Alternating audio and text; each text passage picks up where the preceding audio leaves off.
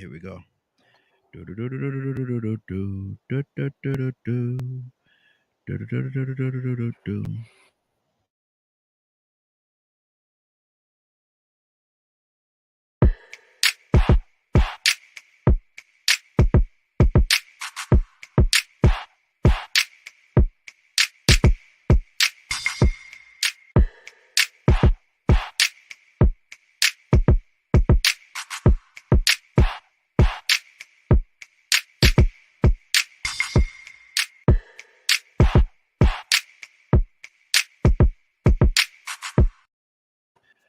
Well, good morning, good morning, good morning, good morning, and good morning, everybody. Good morning, everybody. Welcome to another episode of The Morning Glow. Welcome to another episode of The Morning Glow. Got a great broadcast lineup for you, as I hope and I pray that we always do. I'm not important. I'm just a question asker. I'm just a question asker. My name is Raheem, but I'm gonna tell you something. This is my brother from another mother, but we got the same father. This is Captain Leonard. Good morning, sir. How you doing this morning? Good morning, Raheem and the Morning Glow family. Man, look at this is a lot going on, man. What's on your heart, Leonard, about that nomination that Biden made, man? She's gonna be questioned today and all kind of things that's going on, man. Was she a good selection? Yeah, she's fine. She's more than qualified. Should be no problem with her being taking that position. Mm-hmm. Historic, of course, Yes. and it really exposes the nation of clowns Mm-hmm. on the Republican Party. Mm-hmm. And I've watched several of these hearings. Right, Mm-hmm. the Republicans they just seem brainless sometimes. Just a real goofy bunch of characters. Mm-hmm. I mean, for some reason, I'm not sure how they keep getting elected, but people need to look at that and they need to feel a certain amount of shame. Mm-hmm. Simply just with the unethical behavior and the constant lying, misstatement of facts. Just outright, once they're fact checked, they're found to be wrong over and over again, but they do not hesitate to Mm-hmm. continue to lie to their bases. Wow. Wow. That makes you look very ignorant if you follow that type of leadership. Mm-hmm. Mm-hmm. What do you think? Do you think she's gonna have any issues at all in getting sworn in and assuming the position, or do you think they're going to try to fight her against that? Because Well, this. they're going to fight as long as they have time to. They're just not going to win because Hmm. they have nothing against her to keep her from being nominated, really. Hmm. Hmm. It would just be blatant racism and sexism at this point for them not to put her in office. Hmm. And see, a lot of people and I'm glad that Tiffany's here because she can actually speak from the female standpoint. They're saying like woman power, girl power, and that Biden elected her. That Biden elected her, and a black woman, man. I think that's like you said, it's just historic that she's actually the nominee. Do you think she's going to take a better stance or be a better candidate than what's what's your boy name, man? I forget his name, man. Clarence Thomas. Is it Clarence Thomas? Yes, Clarence Thomas. Yeah. What about her? Do you think she's going to be a better representative than he is and was and will I mean, be? I'm not sure when you mean representative. What was he representing? Well, isn't that the guy that they voted in? Isn't that the last one that was voted into the Supreme Court? What was the name? Clarence Thomas. I may have the wrong name, man. Let me look this No, name up. Clarence Thomas is a Supreme Court justice that was nominated, but I don't know what he was representing. Is he doing anything? Has he done anything that? Oh, he's done a lot. Mm-hmm. But Tell. when you talk about representing, he doesn't Mm-hmm. represent anything. Mm-hmm. Mm-hmm. He's a Supreme Court justice who's supposed to be impartial in his decision making, and he's Is he? supposed to be. It's not a part. It shouldn't really be a partisan issue. However, Mm-hmm. we do know that presidents will pick those individuals that whom they believe will Mm-hmm. fulfill the position Mm-hmm. correctly, defending the Constitution of the United States. A position or their position. Well, it just depends. I trust Democratic positions more Mm-hmm. so because they are usually more unbiased. Mm-hmm. So I've never been with the Republican side of that particular game when it comes to Mm-hmm. the Supreme Court. I think the people on the Supreme Court should be a reflection of the population as much as possible. Mm-hmm. Mm-hmm. And we do know what has been occurring with those who have aligned themselves with the Republican Party for the last 16 years or so. Now, Trump nominate actually about two, I think it was, while he was in office. Trump tried, and then the one guy, with his issues with sexual misconduct, alleged sexual misconduct, excuse Mm-hmm. me, and things like that. But there's never been. I would have hoped someone else. However, this woman is completely qualified, more than Mm-hmm. anybody. But they're always qualified. You know what I'm saying? And she's more qualified than most because she's probably had a lot more obstacles placed in her way and Mm-hmm. things of that nature because of being a woman and the color of her skin in America. So Mm. she definitely has had a lot of experience with various types of cases. Mm. Okay. She's worked, did her time as well, like many other lawyers, public defender. She's been on both sides pretty much. She's an excellent candidate. I don't think that they can find anything that they can really hold against her at all. Okay. Okay. It's far Tiffany. better than what they put up before. Tiffany. Good morning. How you doing this morning? Tiffany, can you hear me? Yeah. Tiffany, why is it that Kamala, she's being a black woman, vice president, and now you got the young lady that's gets going for the Supreme Court, black woman. Why do they constantly try to give the black women? Because they talk so bad about Kamala, man. It's amazing what they say. We call her all kind of names. I saw a bumper sticker the other day on Facebook. Somebody had posted on Facebook, say the old man and the hoe gotta go, and that's the verbiage that they use about our vice president, about Kamala. Why do they give black women such a hard time when they get in position? I mean, I really don't even want to talk about this because, I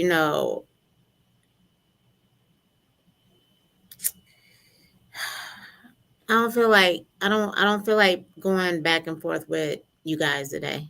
I'm Mm-hmm. just gonna sit here and listen because, I feel like a lot of people are just so into the political system they don't understand that it's a game. Dick Gregory used to say it was a game all the time.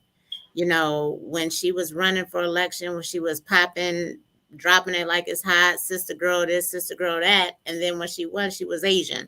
So, I don't get caught up in that foolishness. And then as far as this Supreme Court justice that they're trying to just throw in there, it's always a token black, and then we get so excited. Oh, it's the first black woman, it's the first black whatever, whatever. It's 2022. We shouldn't even be talking about the first black anything. You know what I'm saying? I'm supposed to get excited because they're throwing a sister up in there, please. And just because they throw her in there doesn't mean we're gonna be any better off than we were before. I mean, shoot, we was happy and excited when Obama came in. What did he do? Nothing. So what do we expect from these people? And I'm not gonna be jumping on the bandwagon just because she's black or just because she's a female and all this other stuff. So if we're gonna be talking about this, I'd rather just sit and be quiet. Okay. My thing is this right here, and everybody have the options to do what it is that they choose to do. But my thing is, and I listened to an old person said it was some show I was looking at, one of history shows, whatever it is, Black History show, and the old man was talking to a young person, and they were saying pretty much the same thing that you're saying right now. That I'm not gonna get excited about this. I'm not gonna do that. He said to answer that man that person's comment. He said, listen, in every situation in life, if you say you have faith, you're also saying that you have there's a certain hope there. There's a hope there, and so my thing is right to say that you don't want to do this. There's hope. You got to have hope, and we always got to have hope in everything How that. can you have hope in a system that's How not can you designed for you though? how can You how cannot can have you hope give in a up? system How can like you that. just throw your hands up and not want to do anything at all? Oh my God. when Biden was elected, the very first week, he told all those black leaders, alleged black leaders, that he wasn't going to do nothing for us. You know what I'm saying? And the black people talking about reparations and all that other stuff. And then what happens? Oh, we got to get a black judge, a black female judge in there because, you know, she's the most qualified. She's all that. Why do you have to, you know what I'm saying? It's all a freaking game. And I don't know why we even waste our brain cells talking about it when we know it's a game. They throw a black woman in there.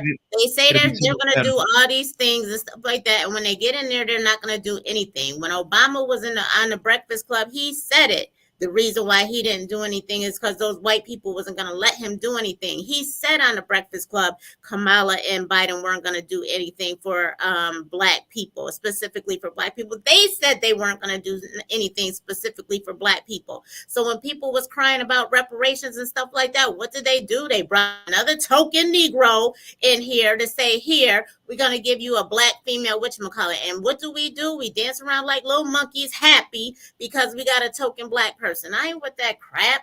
Okay. Tiffany, have a good day. Thank you. And my thing is this right here. I can't feed into I'm not in a place where I want to be negative today. I love my sister, love her dearly, but I'm not in a situation where I want to be negative today. Nothing against her. It's just that I'm trying to control my energy on this day.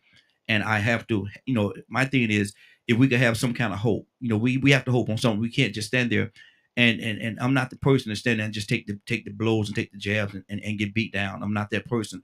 I have to have some hope and fight for something. I'm gonna fight for something. I'm gonna fight. I'm just gonna be I'm that fighting. I'm the guy that's gonna fight. I'm not gonna stand there and just be taken and beat down and all kind of stuff like that. I just can't live that way. Obama, when Obama was president, maybe he did have his hands tied. And truth of the matter, possibly he did. But at the end of the day, we still have to have hope. We've been in this. We're the people. We are the people, the individuals that has been cast aside, thrown away, and treated in the most terrible way in this thing called America, in this thing called the world. We've been treated in that way. But never have I seen Harriet Tubman. Never did she throw her hands up and say, "I'm not gonna fight." Had she did that, there would not be there would not be underground railroad where she freed so many people, thousands of people, because of the fact that she was willing to fight. She was willing to have hope when everybody else was properly giving up around her. She had a hope. Rosa Parks, when she would sit on that bus, when she was tired, sit on that bus and refused to get up, she had hope. She said, "I'm going to fight for something. I'm going to fight for what it is I need to fight for." There's so many people I could go out throughout history.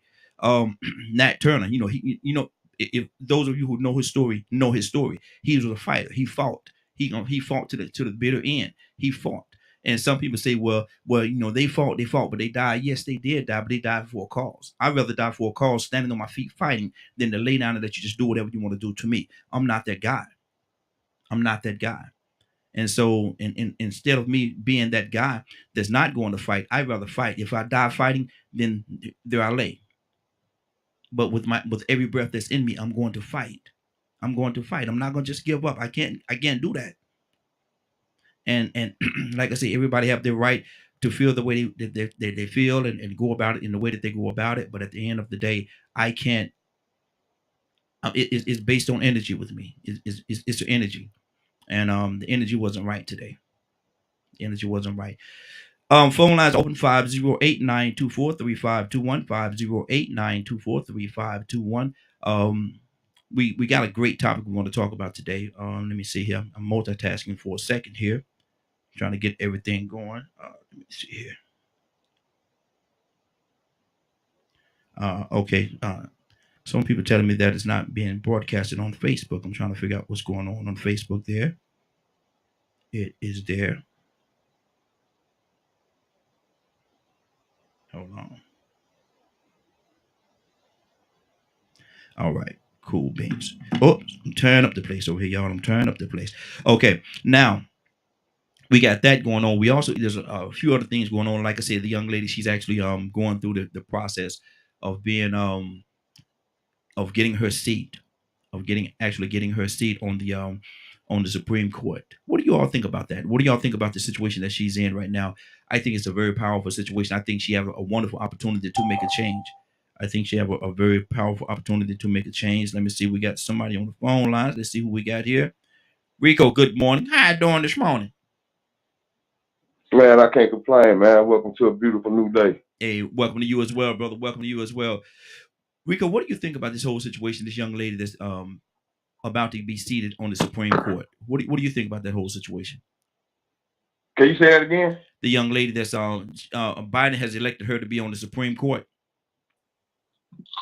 Yeah, what do you think about? Oh, okay. Yeah, I think we had to talk about this before, and I sort of agree with what Tiffany was saying. It said in 2022 that we even have to say the words "the first black," the first black, according to the Constitution. We should never had to say the first black. It should have been the most qualified. Key word, most qualified. So now we don't like bias and we don't like favor, but sometimes you have to correct the bias in favor of the past by trying to sort of evening out, the panel of people that they have up there. So I could sort of understand the reason why he did it. But to me, it's sort of the same thing as it was in the past when you say, well, okay, I'm getting the most qualified person, but the most qualified person got to be a black woman. So you might be excluding the most qualified person. What's to say there wasn't some Asian or white man out there that was more liberal than she was? They had different views than she did. So I still sort of feel uncomfortable with that designation of a certain face and figure having to be in the most qualified position because it comes down to appeasing. See, that's the same thing they were doing in the first place. Now that they set their precedence and then they came back and done it again, they can use it as a weapon later, probably. And so I heard what you said about them calling what's her name? Kamala. Yeah. The old man in the hole. Yeah. And I really look at that as just, more propaganda and jargon because, man, they accuse Mike Pence of being all kinds of homosexual call boys. So, that comes with the territory. We might feel a little uncomfortable sometimes when there's black people involved and black women involved. But they've been drawing caricatures and talking about Obama and Ronald Reagan and George Bush since I've been born. Nobody was able to avoid that. So now guess what? She got to get some of it. But at the same time, I'm not going to get so offended about everything that she goes through as a black woman and this and that because she got a history. We didn't embrace her till we seen that they was ready to appease us with some color in the vice presidential seat, and it could be historic. Oh, it's gonna be historic, first black. And so, like Tiffany said, we went to dancing and celebrating, not realizing these same people said, well, even though the precedence has been set and we do pay people money for reparations, we ain't having no black folks. Even though I did say I was black and I got on my chucks and pearls and eating my hot sauce while I listened to Tupac in college with my lying self. I got y'all vote. Now I want y'all to get up in an uproar because I'm black and I'm a woman. Even though I ain't gonna do nothing and go out my way to help y'all. Even though I got y'all vote on that solidarity, now I can't have that solidarity play a part. So personally, I really can't get offended by what people say. Like I said, it comes with the territory of being in a place of leadership, especially when you're in those offices, president and vice president. I mean, we've seen caricatures of Richard Nixon. Yeah. So and words used. But see, so she gonna have to. She got to wear shoes. Okay. I can understand that, and you have a point there. But my thing is, there should be some kind of a limit because to go so far as to call any woman, and I'm not saying it because she's a black woman. Any woman, she could be white, orange, polka dot, lily stripe, or whatever. But to call any woman a hoe like that and be so cavalier about it, man, there should be some kind of limit. Certain things should not be tolerated. And I also, I understand what you're saying. I get exactly what you're saying, but it's 2022, and like I said, man, we've been hearing this going on for years. Presidents, priests, Michael Jackson, they've been called everything on the book and had to prove themselves innocent in the court of law in some of these instances. So and guess what? She might be an old hoe. from what I understand, she has a history with the former governor of California. Mm-hmm. There Mm-hmm. were accusations a long time ago. So I mean, it happens. Who's to say that somebody just ain't trying to leak a little info? Mm-hmm. Like I said, I just can't go to bat for this woman like that just because she's black and because she's a woman. Well, You know, that formula mm-hmm. has been going on in politics for years. Okay. The only thing I would get offended by is if they called her N word. Mm-hmm. Okay. But see, my thing, and everybody have their own right to feel the way they feel. But my thing is, and it's not necessarily simply because she's a black woman. My thing is a woman. You know, my mother being a woman, and my grandmothers and all them certainly being women. I'm not in favor of anybody calling any woman that word or B word, and that's something. Truth of the matter, I've never called any woman and women have made me so madder than anything. But I've never called them a H or a B word because I just can't find myself or bring myself to do that, and I find it offensive for me, and that's just for me, not necessarily because it's her or because she's a black woman. Any woman, I don't agree with that verbiage. You know, I just don't agree with that type verbiage. To start, good morning, sir. How you doing this morning? I'm all right, man. Good morning. The sinuses is kicking a little bit, but that's all right. The season change, huh? Allergies, Okay. pollen, Mm-hmm. but Mm-hmm. it's all good. There you go. What do you think about the we talking about this situation with the young lady, man, that Jack, I think her name is Jackson, ain't her name Jackson? Yeah, Kentanji. Yeah. Being Kentanji or something like that. Jackson Harris, I think something like that. But she's actually being getting her seat on the Supreme Court, and people are making a lot of fuss about it. But my question is this: why is it when a woman of color, a black woman, get in a certain position, the world try to throw darts at her and try to do all kind of things, man, to disregard or disrespect her, even a commoner. And like I said earlier, they said I saw a bumper sticker and somebody had posted it on Facebook about the old man and the hoe gotta go. It said the old man and the hoe gotta go. I'm like, wow. Why did they find it so? Why did they find it so terrible? Why did they find it so terrible? Why did they find it necessary to disrespect these women? And like I was saying with Rico, it really doesn't matter to me that she's black, white, orange, polka dot, or lily, but to call somebody so far out of their name like that, man, I find that kind of offensive. You moved out of America? Say it again. Did you? uh, how long did you just come into this country? No, sir. Been here for a minute. It's been like that, man. Mm-hmm. It's been like that. Mm-hmm. I mean, you know, and we don't. I don't want to even pull the race card. Mm-hmm. It's just these rich folks. If you don't fit into their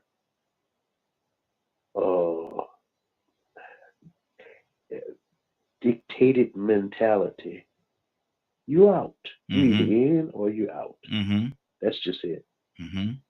I mean, we've seen it over and over and over and over and over again for years and years and years and years. Somebody tries to control the narrative, and evidently they're doing a very good job at it. I don't care I don't care who you vote for mayor. I don't care who's the chief of police. You can even have the chief of the fire department, the governor, senators, representatives, lobbyists, however you want to put it, Congress, the Senate, vice president, president. You can vote them in any kind of way you want to, whoever you want to, some kind of way. Just me, just me.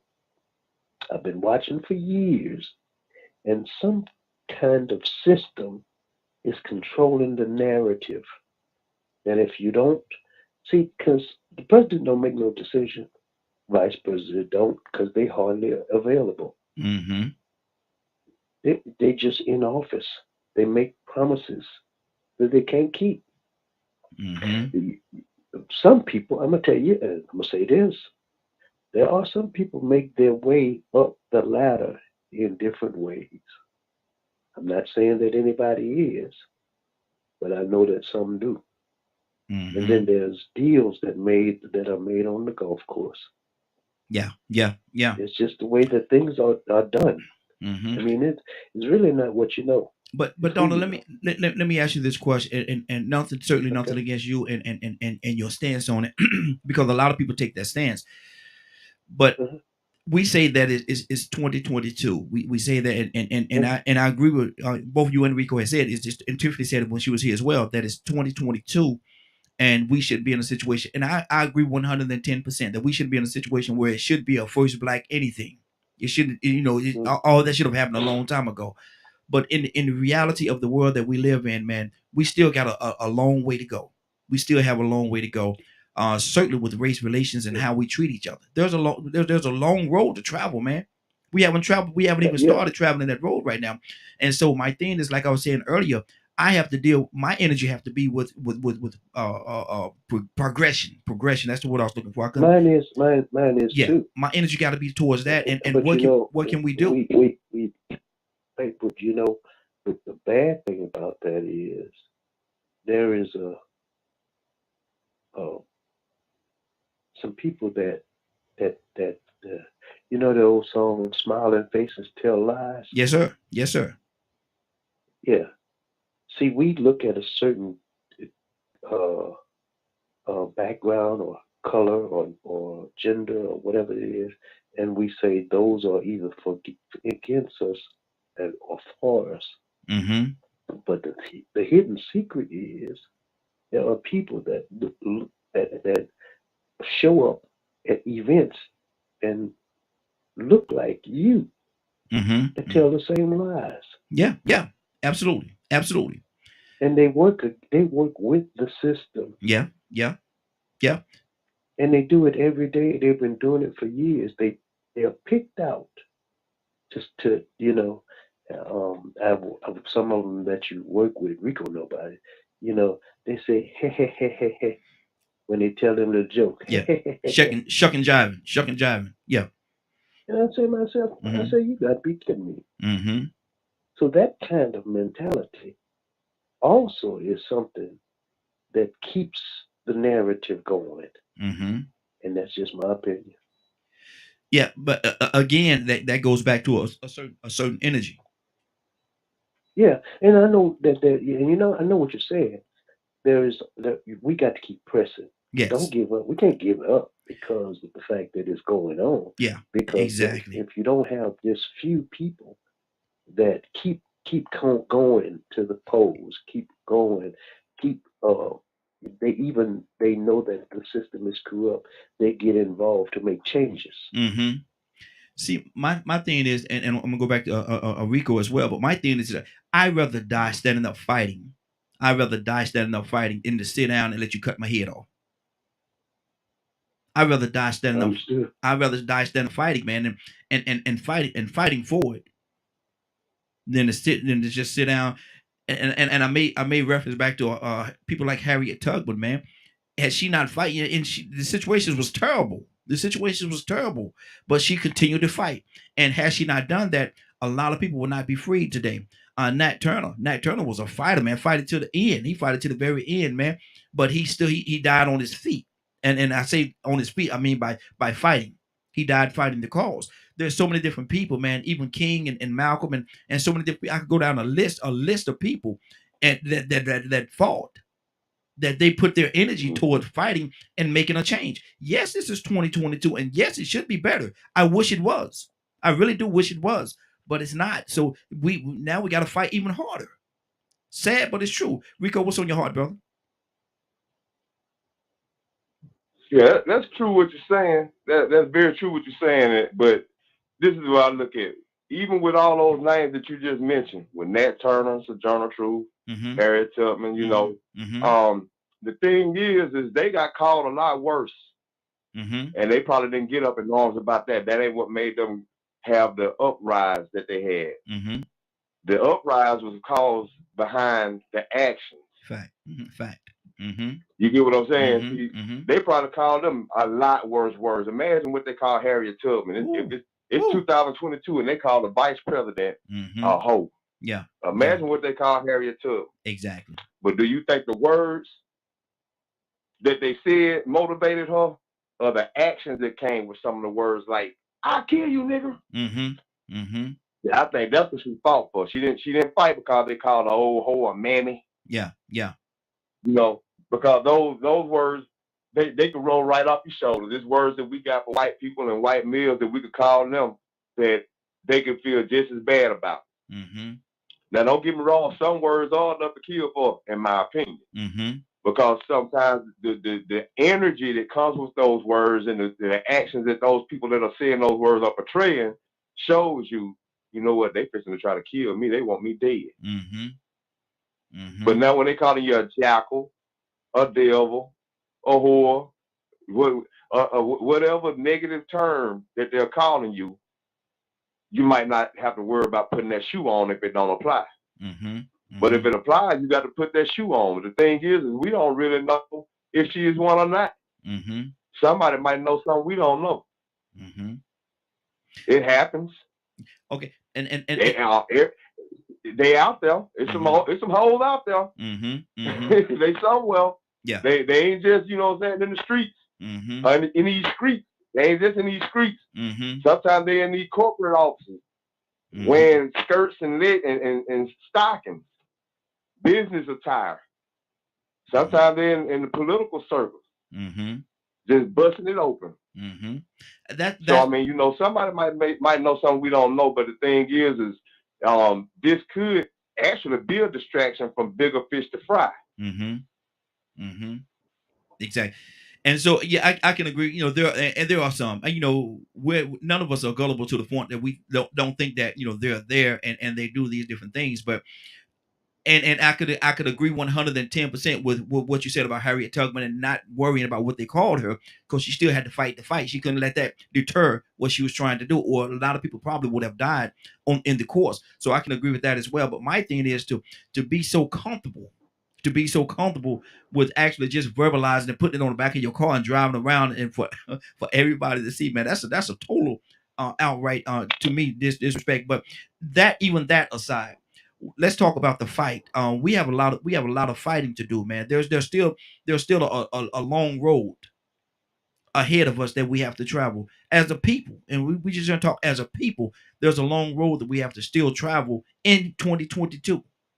Tucson, what do you say to that?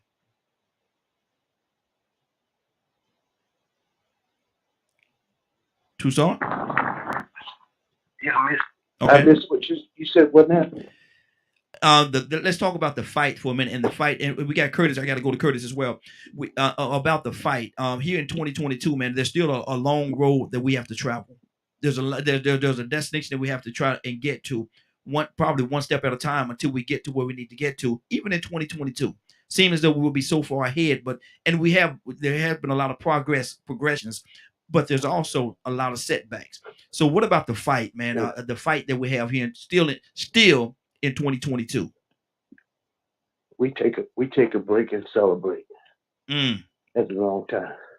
mm, yeah. Remember when the okey doke of the first, what they say, um, president that looked like we were happy, celebrate. Oh, we finally got us one.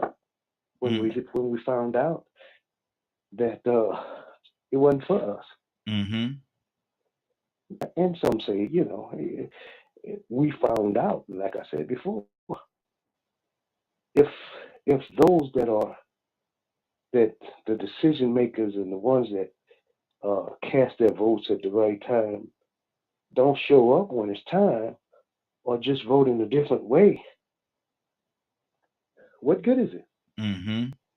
And I know what you're saying, and I understand, because we got every entity in the world that there is some people that are in it to win it, Mm-hmm.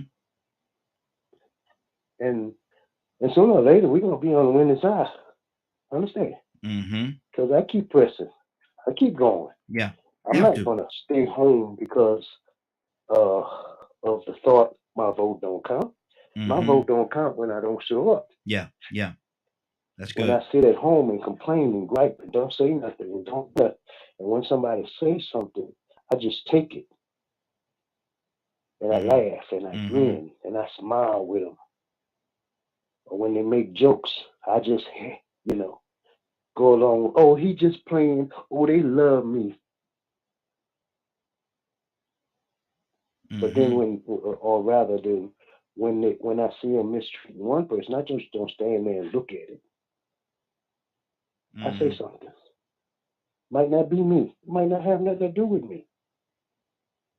But because we're in the fight, we're in it together, whether it's me or not. Because we keep if you keep uh, accepting the oppressor's mentality, that's all you are in bondage. That's all. Mm-hmm. I mean, Mm-hmm. I'm not giving in or giving up. Yeah. And I understand what you're saying, but the reality is that we got to keep on pressing. Mm-hmm. Is that we got to realize you can't fight the enemy when you don't know who he is. Yeah. Yeah. That's true. Mm-hmm. Good deal. Curtis, good morning. How you doing this morning? What's up, man? What's going on, fellas? How y'all doing? Hey, doing good, brother. What do you say about this, man? In 2022, man, we still have a heck of a hill to climb, brother. There's a long road ahead of us, man, that we should have already paved this road, but unfortunately not. So what do you say about the fight? Do we still have to fight, Curtis? The revolution will not be televised, brother. You know what I'm saying? Talking to your phone, What there, I Curtis. say, You're a little bit low, brother. I said the revolution will not be televised, brother. Mm-hmm. So what I say to it is, I got a line in this play, man, I'm doing right now. It says revolution, change. The idea of shifting things, hopefully for the better. The recognition that things as is not good enough. It's too much ignorance, too much apathy, not enough selflessness. Greed and corruption is destroying the basic human struggle, which destroys the basic human need. Mm-hmm. Revolution is the man in the mirror, change yourself. And the man in the mirror is the scariest revolution there is. You understand? That's why you have so many pushes and such a consistent need to not only control the narrative, but to keep us talking about exactly what we talking about right now. No disrespect to you, Mm-hmm. but we talking about what ain't been done. Mm-hmm. So if we constantly talking about what ain't been done, then how are we giving anybody a good feeling about what has been done? Mm-hmm. We not. Okay, You know but what I'm saying? Like we not even giving the fighters like ourselves an opportunity to even have a break and enjoy what accomplishments have been made. mm, And I think that's designed like that. It's designed to keep us constantly fighting or in some form of turmoil. But see, Curtis, Why? Because that that was a part of my point. I say because if you have people like Harriet Tubman and all the people, great people of the past that fought, that did not just sit by and let things happen, it's the way that it is. That's what I'm talking about. That's what I'm celebrating right now. These people that actually fought and made a difference. And so I'm not, I don't say that we're not acknowledging. We certainly acknowledging what they've done. They've done a lot, and they did it just because it was the right thing to do. And so my thing is I'm shining the light on them because we still have a fight to do, even with what they done or have done. We still have a hill to climb, brother. We still have a hill to climb, and I'm no, saying we have to continue I to don't fight. deny that. Mm-hmm. I don't deny that. What I'm saying is there comes a time when you must allow those who have fought Mm-hmm. or those who continue to fight to enjoy the accomplishment. It's like if we win the Super Bowl, Mm-hmm. right? Mm-hmm. If we win the Super Bowl and after the Super Bowl is over, you still on the field throwing the doggone football. Mm-hmm. And the one thing you say is, "Oh, I'm getting prepared for next year." Hold on, brother. I enjoy this year. Take Mm-hmm. 5 minutes. But I think it's a push, man. I think it's a constant push to keep us in term. See, I try and look at things. Sometimes I look at things a little different. Mm-hmm. You know what I mean? But I see that there's a push to constantly keep us in a state of turmoil. So it's like you never really get the chance to really take in what has been accomplished because there's so much push to go on to the next thing, go on to the next thing. You know, that's Curtis, why some people are so ignorant about the successes of what was done mhm. But in Curtis, in Montgomery and Selma you because being a military there's man, this push to you move to the next thing. hey That's Curtis, just you my being a military opinion. man, you being an ex-military man. In a war situation, when you win a certain battle, if you sit there and you celebrate, a lot of y'all could die because in No, your that's not true. in That's not your true, Raheem. how That's not true. in a war situation you're gonna sit there and That's celebrate? not true, Raheem. I'm telling you that's not true. Okay, Let me well tell you explain it what's to me. actual. Explain this to me. Explain When it to you me. win a battle, Mm-hmm. Yeah. yeah, there's a push to move to your next objective. Mm-hmm. But there's also a celebration in that move to your next objective. But see that you making I'm my not point. saying, You hold making my on. point. You I'm making not my saying point. you're wrong, brother, in saying what you're saying. I'm not saying that we like we create an argument of the same point. I'm not saying that. Mm-hmm. What I'm saying is sometimes we as a people have to pay attention to the bigger picture, Mm-hmm. which is guess what? If I can keep them preoccupied with their struggle, Mm-hmm. I understand they'll what you're never saying. recognize their success. Okay. Okay. It's chess, I'm not saying you're wrong not there, brother. checkers. I'm not saying you're wrong there, but I'm not saying that you're wrong. I'm not saying you're wrong at all. Please understand me when I tell you that. I'm not saying that you're wrong, but my thing is what I am saying, and you said it too. When you win one battle, you have to continue to the next obstacle, to the next thing that you have to do.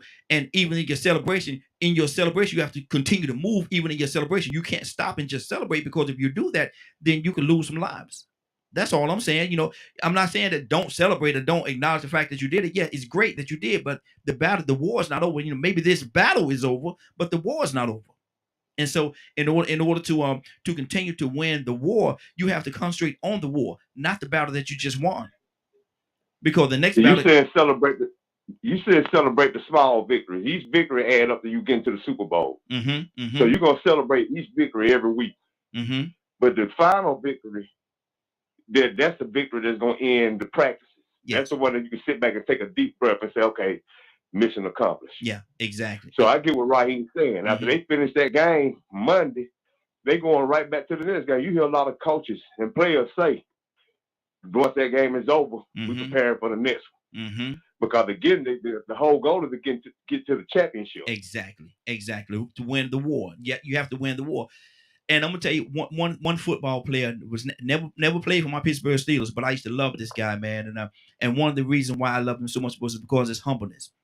I think one of the greatest running backs of all times, and it's Barry Sanders. Barry Sanders, he get out there and he scored a touchdown, and he scored many. But when he scored a touchdown, he don't do all the celebrating and all this stuff. He hand the ball to the referee, and he go back, get ready for the next play. We got to get ready for the next session, because the defense coming out here. We got to get ready for when it's time for us ourselves to get back on that field. We have to be ready. And so he didn't have the celebration, the slam, the spiking of the ball and dancing. He didn't do all that, man. He scored a touchdown. And it's almost like Denzel said in Return of the Titans. I think that's the name of the movie, The Titans. He said, "Remember the Titans." He said, "Act like you've been here before. Act like you've been here before." Ray, good morning. How you doing this morning, sir? Good morning. How you doing? Hey, doing good, doing good. We're talking about war in different situations, man.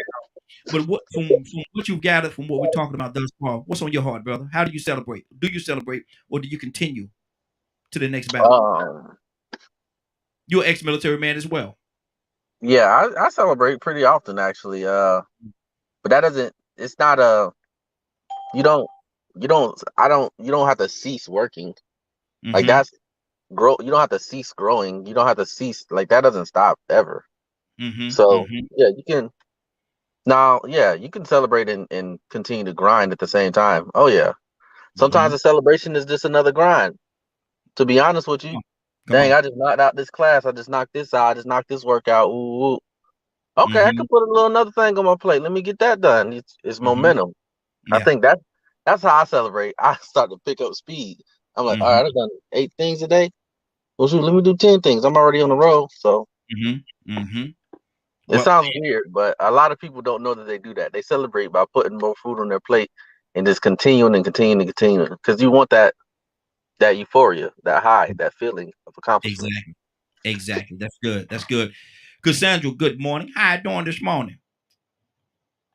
Good morning. Cassandra, we talking about the young lady that's just been nominated to be on the Supreme Court. We're talking about her and how they're coming at her in certain ways. I saw a bumper sticker. It was on Facebook, and it said the old man and the hoe got to go, talking about our Vice President Kamala. And I'm wondering, Cassandra, why when a lady of color, a lady of color, sometimes get in office, why are they beat down so much? Why do they throw so much at them? You being a female, help me understand it. Well, if I knew, I guess I could really explain it. Mm-hmm. I have no idea. First of all, I think the first thing I think that they attack when they go after black women is our looks. Mm-hmm. Because with Obama, with what's her name, Michelle. Michelle. Mm-hmm. With Michelle, she looked like an 8. They Mm-hmm. ran that the entire time. She was there, and every horrible thing that they could think to say about her, they always go after our looks, and then it's like we're not intelligent enough. Even though we may have all of the credentials, we're still not good enough. Mm-hmm. And you know that I don't know, Raheem. If somebody can explain it to me because I have no idea. But we become targets when a powerful black woman seems to always come under attack Mm-hmm. when she's in offices. Mm-hmm. Always. Mm-hmm. I Now, don't know why. now, wasn't Michelle one of the one of the, if not the most educated first women of all times? Yes, yes, she was. Mm-hmm. Yes, she was. But it Wow. didn't matter because she had a target on her back from the moment her husband even announced he was going into office. Wow. They threw stones and everything else at her.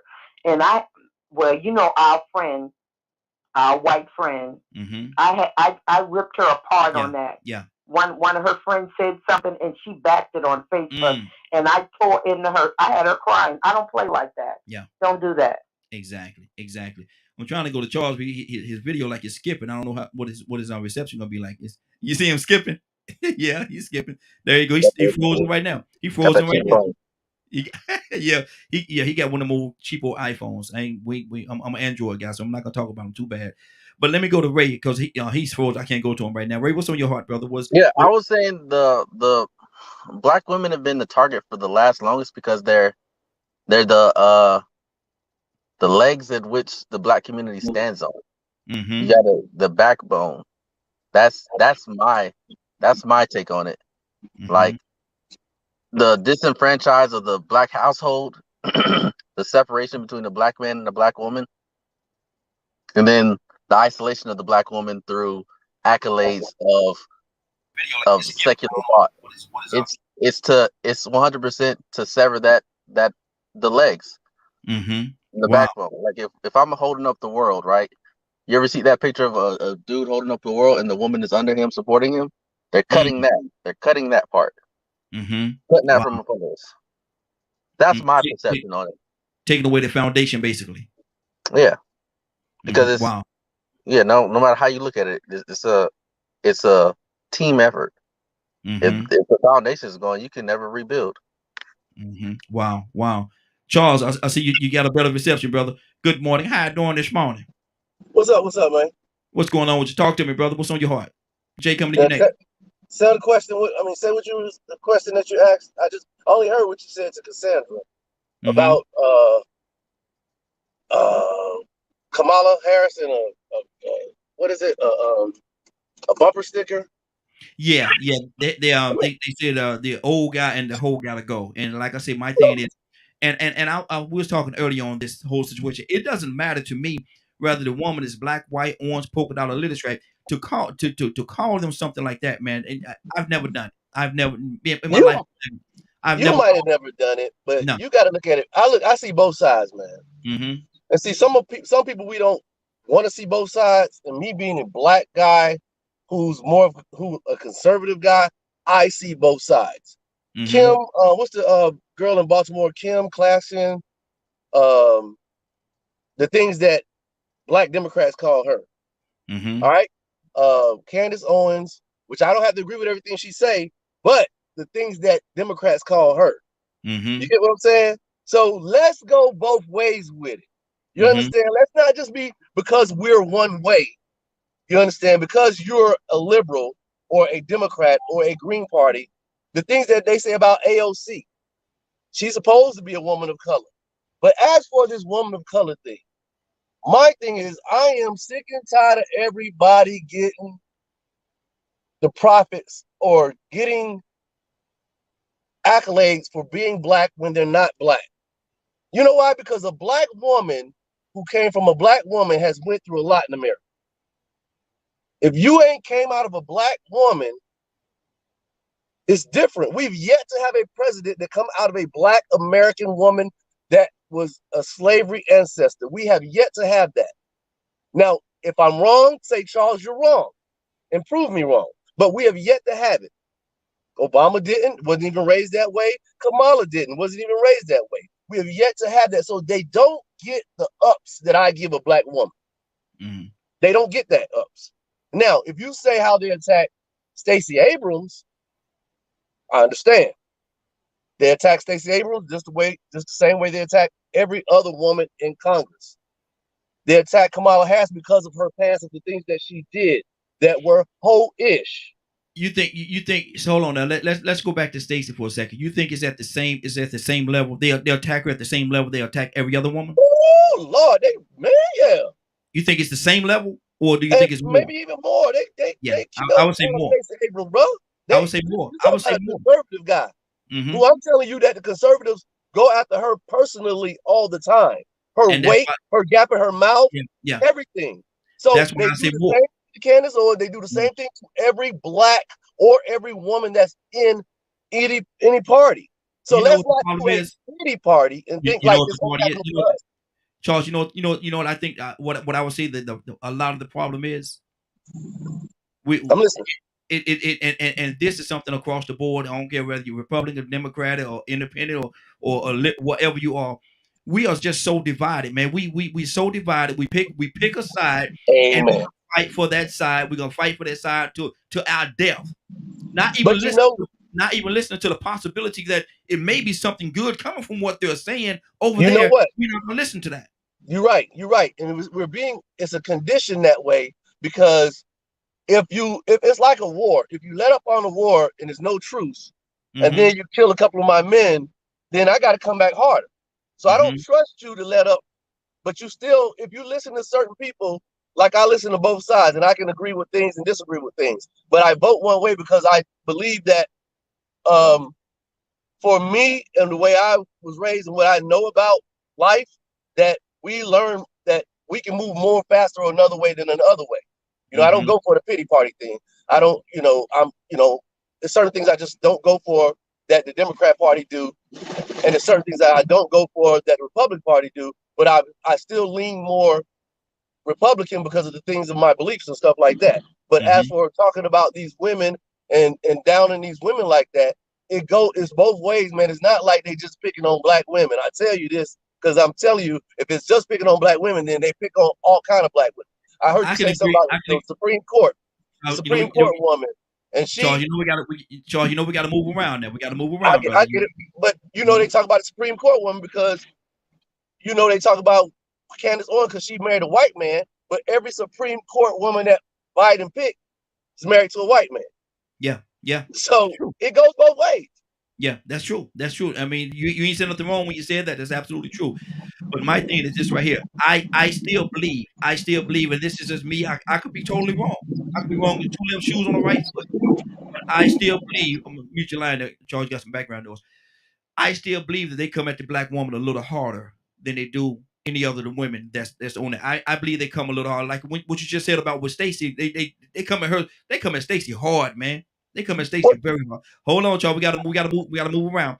We'll come back to you. We'll come back to you. I know you got something to say about that. Jay, good morning. How you doing this morning? Good day, my friends, and everyone on the line. God bless you all. I'm great. Bless you as well, brother. Bless you as well. Good to have you, man. What do you think about this, man? Why is it that they come at our sisters so hard, man? Or do they? Or I'm not even gonna lead you. Do you think they come at them hard or harder, or is it the same? You're not giving me a loaded question. I mean, you're not leading me into the question because I've seen it. First off, and let me say, I've been listening to the show since it started today. I take my son to school, so that's why I can't get on till a little bit later. But and so I've listened to everyone. I've listened to all the great point of views, and everyone has great point of views, and we all have the right to think differently. We do think differently. I do agree with you, Raheem, though, when you say that we are so divided as a people.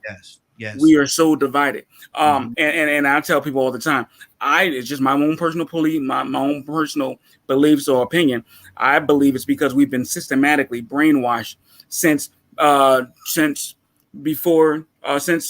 Malcolm X and also Dr. Martin Luther King Jr.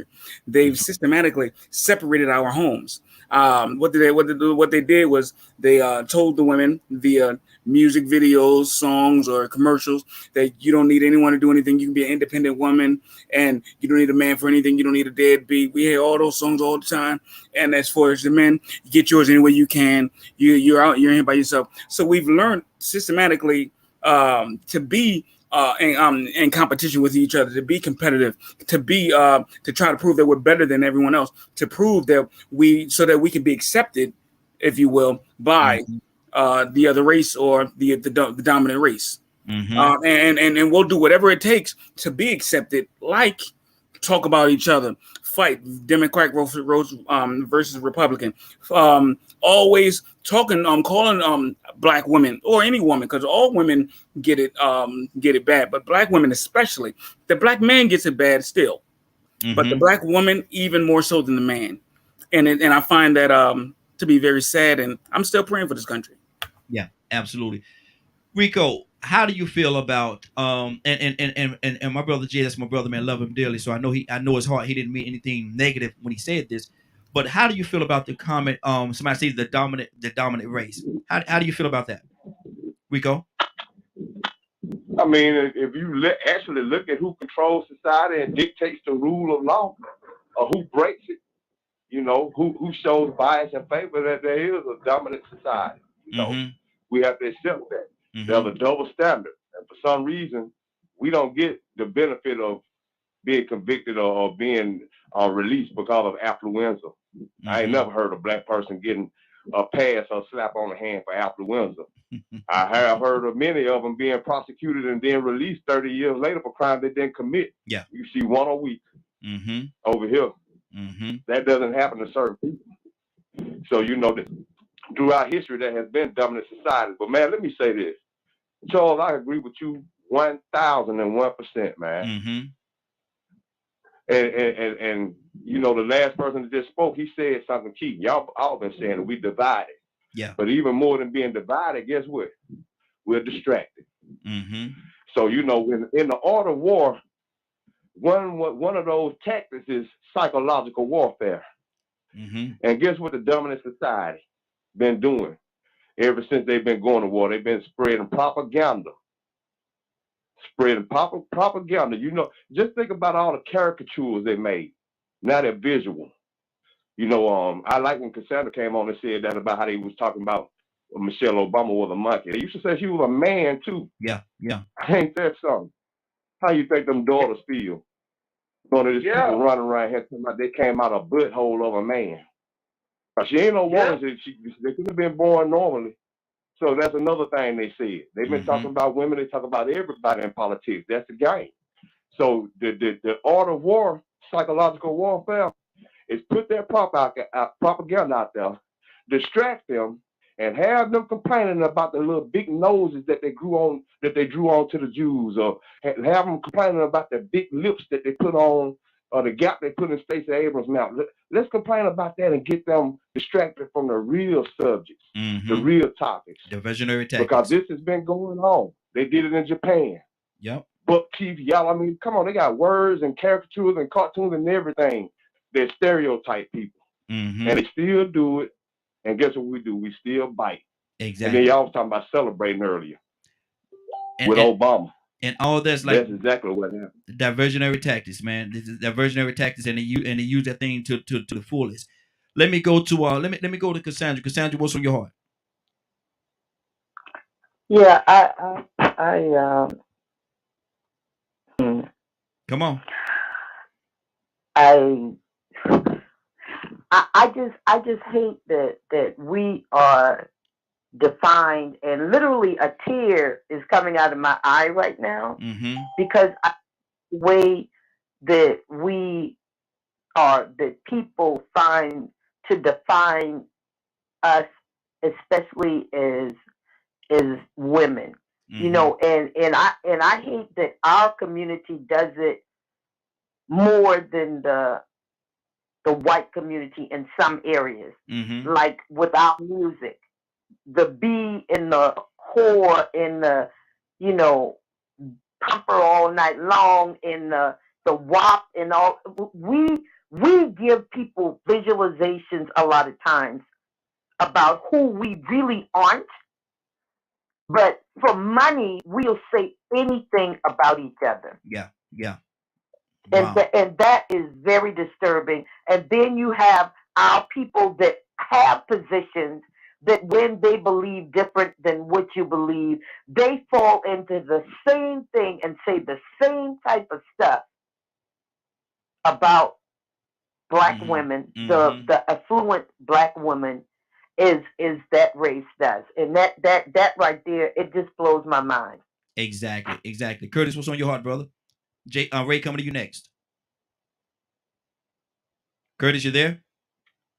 Yeah, I'm right here, man. What's on your heart? You know, the woman, period, black, white, candy stripe, is the pillar to any civilization. It is the pillar to any civilization. Yeah. Every woman in America, if every woman decide that they ain't gonna give up no box, oh, you'll see a whole massive change around here. I can guarantee you, man.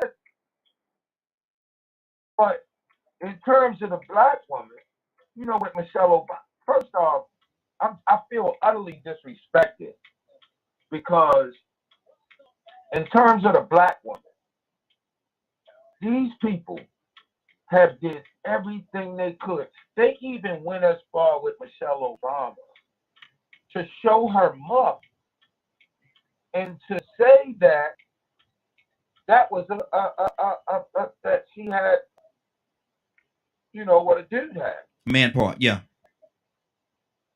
You understand? I still remember when that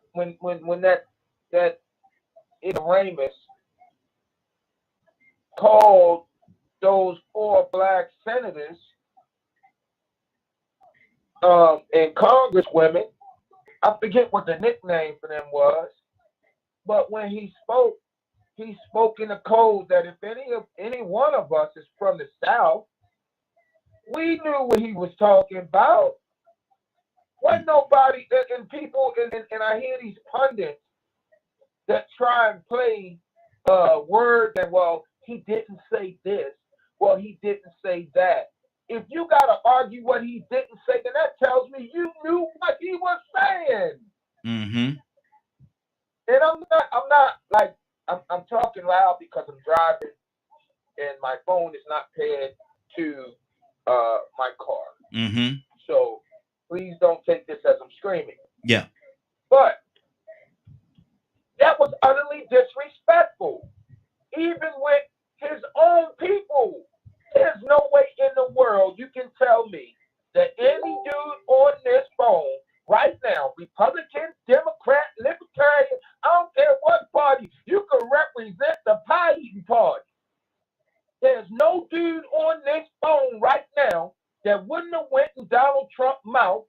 when he said about Ted Cruz's wife, if that was your wife. Mm-hmm. I'm sorry, you would have had to see me, Raheem. I don't know about you, President Yeah, Mo. yeah, Hey, yeah. brother, he wasn't even president then. Hey, brother, I'm gonna catch you backstage, homie. Mm-hmm. I'm gonna deal with you. Yeah. No. Now you don't went to what I always see, and I had an old dude tell me this, and then I'm done. Hey man, be careful of those people that call themselves going to the street without actually stepping foot in the street. Mm. Be real careful of that. Exactly. Because see, they're the ones that when you check them, they'll jump behind the police in a minute. Mm-hmm. But come on, man, the way that these women been being treated, man. Come on, bro. I don't care what party you had, what you represent, what ideology. Come on, fair is fair, right is right, wrong is wrong. Exactly. And you should be able to call that out. Mm-hmm. Good deal. Good deal.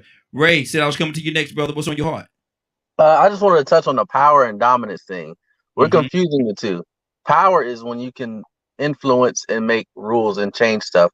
Dominance is irrefutable. Dominance would be an understanding of like our genes or our genetics are dominant, so they're irrefutable. If we touch something, it's black.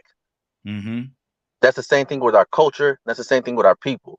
If we touch something, it becomes black, period. So we are the most dominant, period. That's undeniable. We're just not in power. Does that make sense? Yes, it does. It does. The people in power change rules. The recessive or the weak or the meek or dominant, everyone has to adhere to whoever's in power. Now, they usually change the rules based off of the dominant being. Whatever is dominant, they'll make the rules to where it circumvents that dominance. It takes the power out of their mind, their body, and their spirit. So there's no dominant society. It's us. Just cut and dry. Genetics. I can go into genetics, faith, religion, whatever you want to do. I can break it down for you. But they are in power. I just wanted to clarify that. Yeah. There's no one. Yeah, I don't wake up.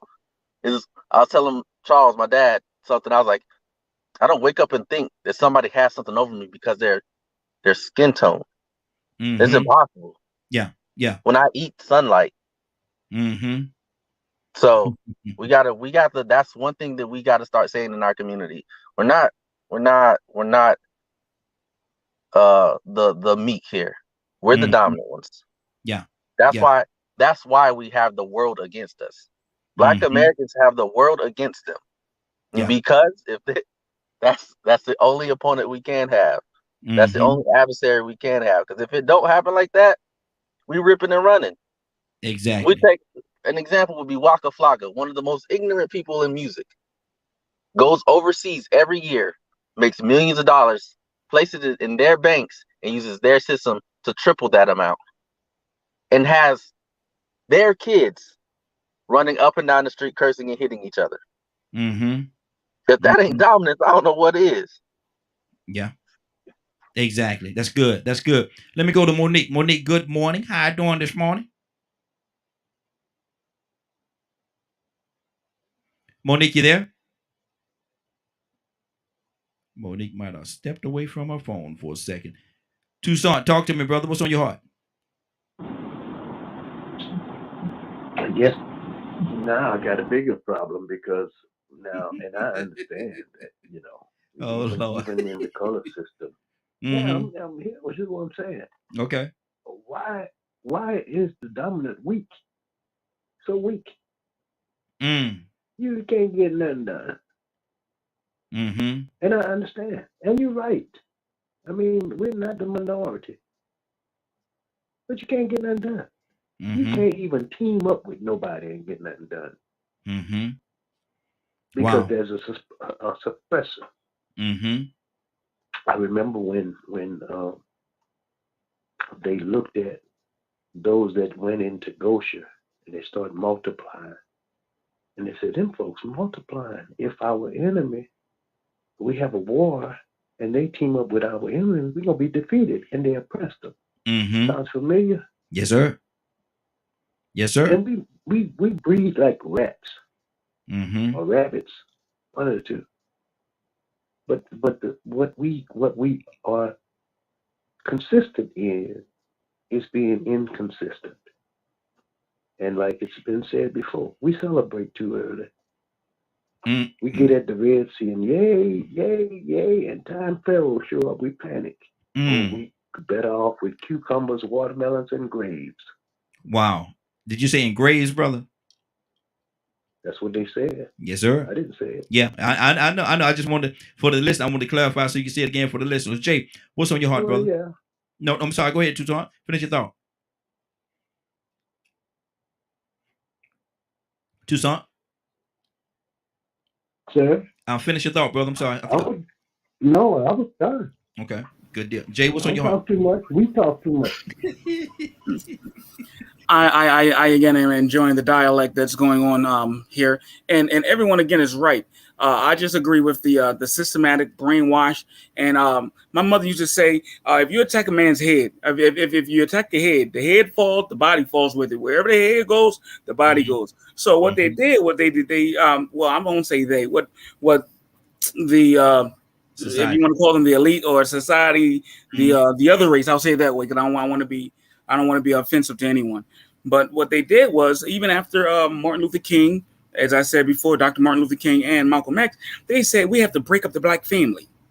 They broke up the black family. Once they took the man out of the black home, then it was up to the woman to do everything. They gave them welfare. So you don't need the black man. You don't need anyone for anything. You can do it on your own. They came up with social media, with the songs, and you got to put a ring on it, or I miss independent, and all these other things.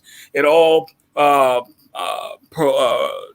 it all moves forward the agenda to keep us separate. If we're separated and we're not together like we were when we were holding hands and walking, saying we will overcome in the middle of the streets, when we were rioting, when they were beating us with dogs and stuff like that, we're not like that anymore. We'll and I don't mean to talk too fast. I'm just real passionate. I'm real passionate about this. But just like we will see racism and things like that, like the policeman beating up R.I.P. George Floyd. And we'll protest for a week, maybe 2, maybe even 3. After that, everything's done because we've gotten our feel of what we wanted. We've called a couple names and we've had a couple fires and things like that. And now everything goes right back to normal because we're systematically, like I said, brainwashed to think that we'll do that, but ain't nothing ever going to get done. So why continue to do it? And so we stop. And then we don't do anything, and then we continue to let the same problems happen. Kind of like Brother Raheem, what we were talking about a couple weeks ago when we said in a home, and I know in my home when I was young, they would say whatever goes on in this house stays in this house. Yeah, you don't let it out. So if you don't talk about it, you don't bring awareness to it. You don't bring someone to actually help you in that situation. Because as my mother would say again, R.I.P. Mom, I miss you. Closed mouths don't get fed. Absolutely. I got a lot of people I want to circle around to. We got Badger. He came in with us. Want to touch on him as well. But I got to go to Cassandra right now. Rico, coming to you next. Cassandra, what's on your heart? You get me right now. I'm really feeling this right now. So I'm not going to be good to talk right this minute. I'll be back in though. Okay, you might use some cuss word, huh? No. I'm just picking. I'm just picking. Rico, no, it's just sad that we're having this conversation. Mm-hmm. I'm glad we're having it, but it's just sad that we have to have this conversation. Absolutely. Rico, what's on your heart, brother? Talk to me. Yeah, those conversations are hard. The recognition of our true reality over here and what's going on it makes it hard sometimes. Yeah. You really just sit down and think about how things are going and how long it's going on. I mean, I like what the brother was saying just then before you went to Cassandra. He knocked it out the park. Jay. And it goes back to what I was saying earlier. We're distracted. They know how this tactic has been going on for decades. For decades, it's been going on. They even flew over other countries and dropped pamphlets for propaganda. This is a tactic that's been used. And we keep falling for it. Yes, it's wrong that they call Kamala Ho. Yeah, it's wrong that they call Michelle Obama a man, a monkey. And guess what? She didn't say nothing about it. You know why? Because she knew that was a tactic that they used to get everybody distracted. Because psychology has proved that we are distracted. We're emotional, and the minute we see something get us worked up, we're going in that direction. Whatever is hot and trending at that time, we're gonna follow, just like little blind sheep. Yeah. Wow. So it's hard to see. It's hard to wake up and look at the reality that we live in, because I'm hearing the conversation we have, and I'm like, man, you know, I'm sort of agreeing with Tiffany. This is something that we shouldn't be discussing, because there's so many bigger fish to fry, but they will do that. They'll throw these little names out there and call you jinkaboos. They'll do something called, they call it shock value, sensationalism. That those things that set the fireworks off in your brain. Wow, what did he just say?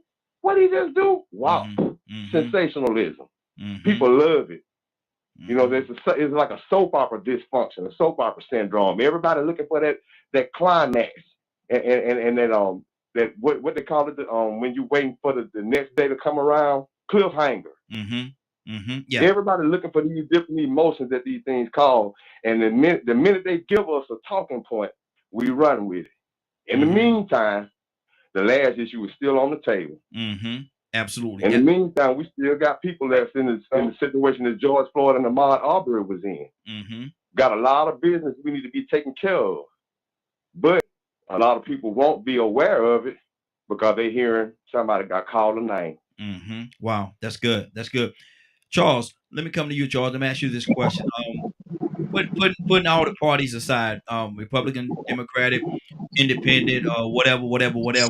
Putting all those parties aside, in this day and time, Charles, are we fighting the wrong fight? Who I mean by we? Americans or Black Americans? Actually, at that point, I was talking about Americans. Everybody. Are we fighting the wrong fight? Yeah, we are. Yeah, we are. We are. Because who got the power are actually the banks. So we are fighting it's divide and conquer, man. Everybody, if we don't understand this, even party-wise, but beyond party, like you just said, when a Black person thinks that a white person is this way, when a Mexican person thinks that a Black person is this way, when you think these people are this way, but you know the people that you know that are those different cultures are not that way, but they put it in your mind, just like everybody's saying on here. Everybody pretty much saying the same thing. It's a trick. It's trickery. You understand? If Americans get together as Americans, because think about it, if somebody comes on our soil to fight us, it's not like they're going to say we'll kill all the Blacks and save all the whites. Let's kill all the whites and save all the Blacks. They're going to kill everybody. The bomb is not going to say, I got a bomb for white folks, I got a bomb for Black folks. You understand? It's like a team thing. When you're on a football team or basketball team and you got a white guy or a Black guy with you, it's not like I'm going to block for the Black guy, but I'm not going to block for the white guy. You're trying to win for the team. Yeah. So we don't understand that American is the team, and we are looking at, we're distracted, just like Rico said, by certain things, because certain things, if it works, then if my enemy use certain things against me, or if I can use certain things against my enemy, you don't think I'm gonna keep doing it? If I know name calling gonna confuse you and make you upset, guess what I'm gonna do every time? You understand? Like when Charles Barkley move was he backed you down. They had to change the rule because he scored too much that way. You couldn't stop it. So if I'm gonna do this to you and you're gonna let me do it, and you're gonna be in your emotions every time I do it, every time I holler racism, you're gonna jump. Because you already shook in your mind. It ain't even gotta be racism. It could be just ignorance or something like that. But racism is gonna make you jump and move a certain way, and they know this. And when I say they, I'm not talking about white people. I'm talking about the people in power, because you gotta think about the banks are in power, and it's more than white people that run the banks. Matter of fact, in America, white people aren't even making the most money. So facts are facts. You are right. If it ain't about, if we take all the politics out of it and all that, and I look at politics as mindsets, it's a divide and conquer of everything. And you divide and conquer each section first. You divide and conquer Blacks against Blacks, and you divide and conquer whites against whites, and then you divide and conquer whites against Blacks. So either way it goes, the conqueror, the person who's doing the dividing, the puppet master, he's sitting at the top making cheese, because that's what it's about. It's about the power, not about the dominance, like Ray was saying, the power. It's the power, man. And one more thing, the senators were not Black. Like I said before, They were not Black American women. They were not Black. They're not No, Black. And my point is, and you're absolutely right, they were not. But my point is, and like I said earlier, I don't care whether it's black, white, orange, polka dot, or little stripe. You know, I don't like a woman being disrespected around me. I just don't. You know, I just don't like that. Just I don't like it either, man. But yeah, I know you don't. I know. The truth is the truth on some things. Disrespect is something that doesn't supposed to be warranted, I believe. But if you move a certain way, then that's what you are. Mm-hmm. I don't think. I gotta go to Badger, but I don't think what he said about those women were proper. But anyway, that's everybody have their own. You're right. Yeah, Badger, what's on your? Badger, do you think we're fighting? Do you think we're fighting as a whole? I'm not talking about black, white, or Indian, or what, indigenous, or whatever the case. I'm asking, do you think we're fighting the right fight, or are we fighting the wrong fight? What do you say, Badger? Talk to me. Man, to me, I can sum it up probably in a question. If you were granted the knowledge to build a car that can run on air, and you wanted to mass produce it for the people, would you be alive tomorrow? That's a very good question. If you're going to go against that norm or against I don't think so. So it's something that I try to hit on all the time. We live in trauma brain. Mm-hmm. Poor white folks think some of the most stupidest crap because of all these illusions and misdirections. You start bringing up certain topics, people start talking about, well, just increase the money in our pockets.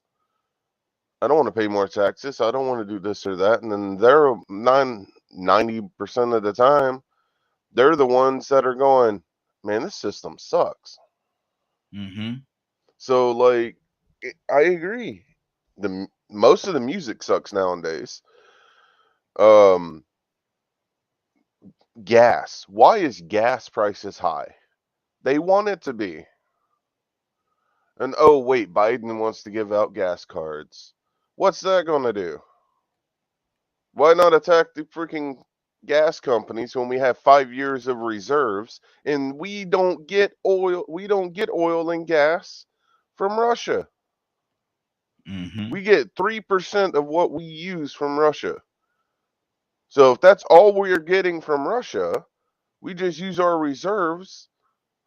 Oh wait, I forgot. Texas has more access. Alaska has more access. Other states have more access. Well, why are the gas prices high?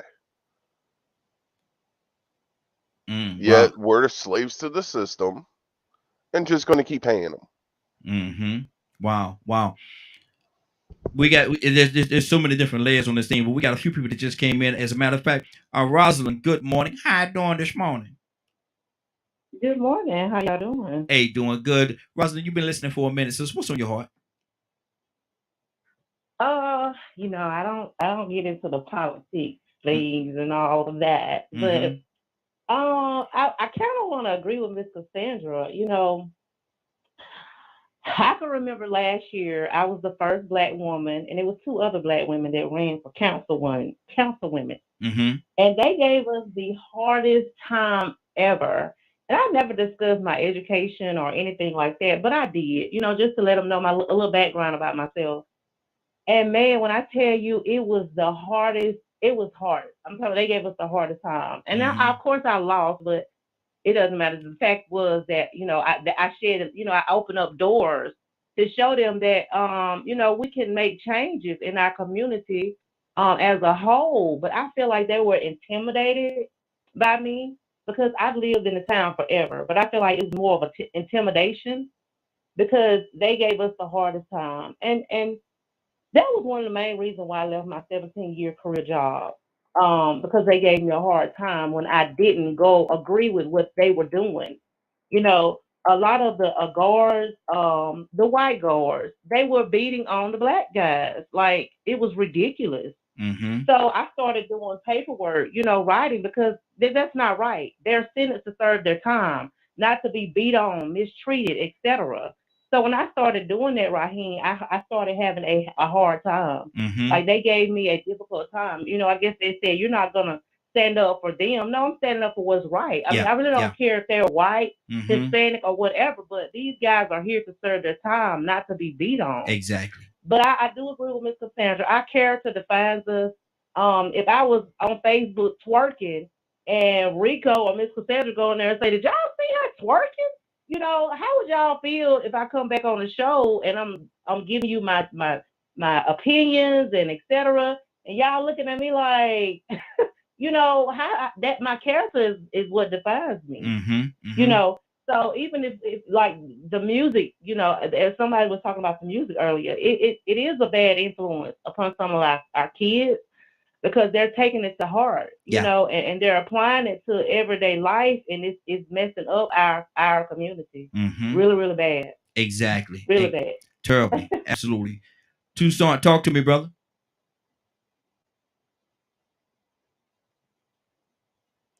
Tucson, you there? I was thinking about, it's kind of like putting everything in a big bag and say that's how they are. Wow. And putting the magnifying glass on the negative aspect of it, and let it ride. I remember when, I don't know if some of you all, most of you all, Cassandra, I know, and some of you remember when the church had respect.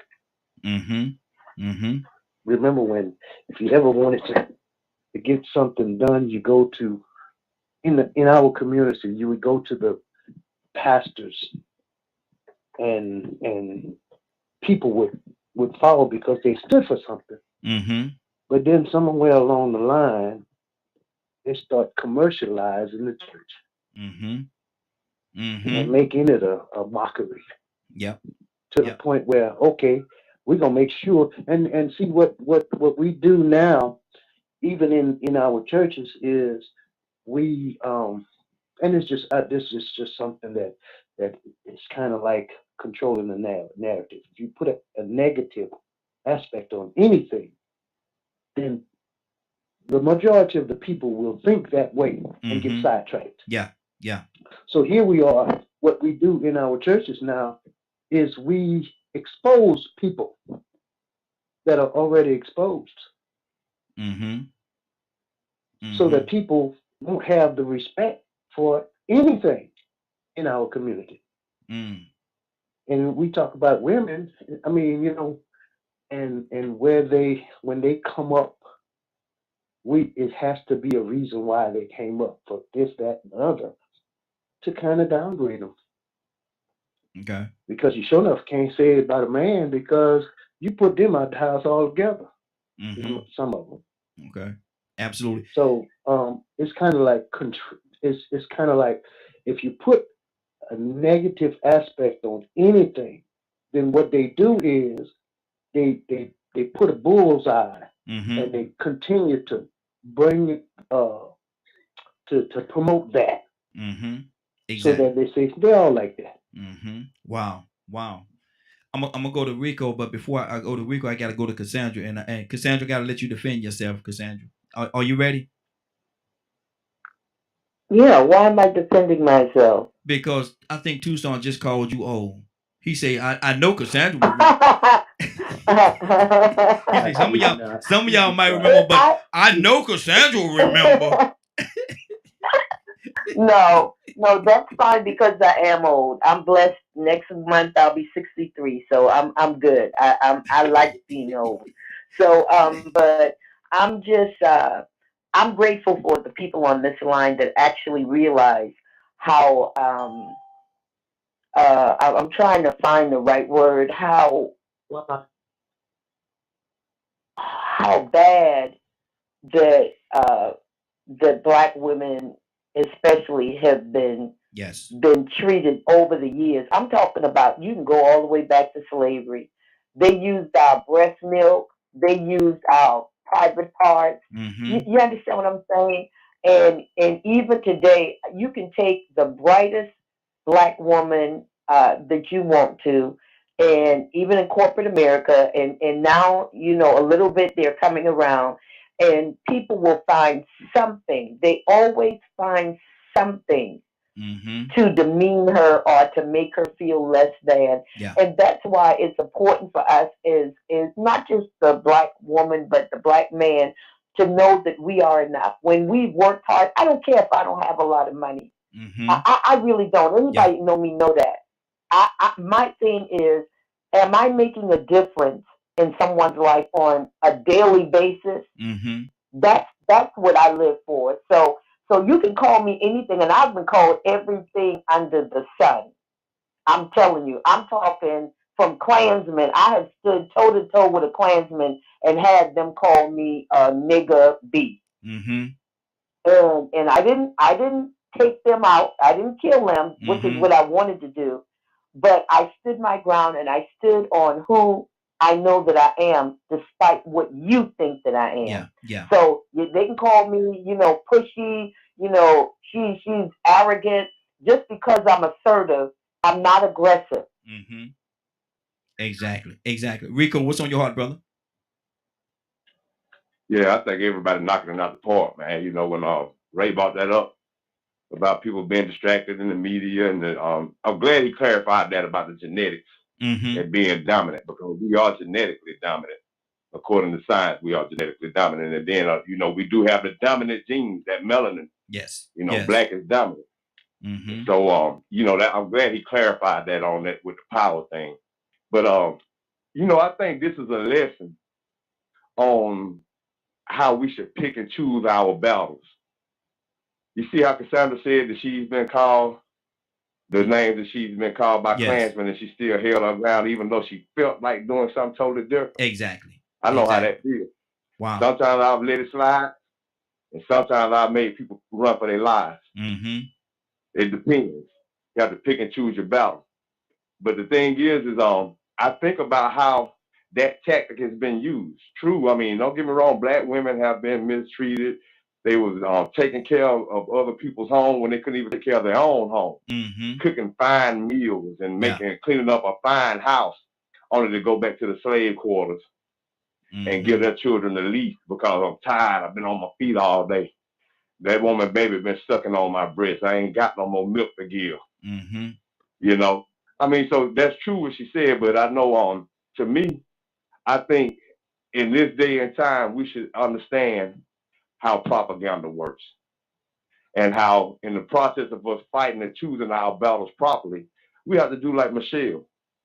Michelle knew that there were bigger fish to fry. Yeah. So she took all those things that the media put out there, the public, about her being a man and being a monkey, and she still just walked around as fine as she could be. Mm-hmm. And like she didn't even know they existed. Yeah. Because she knew what they were doing.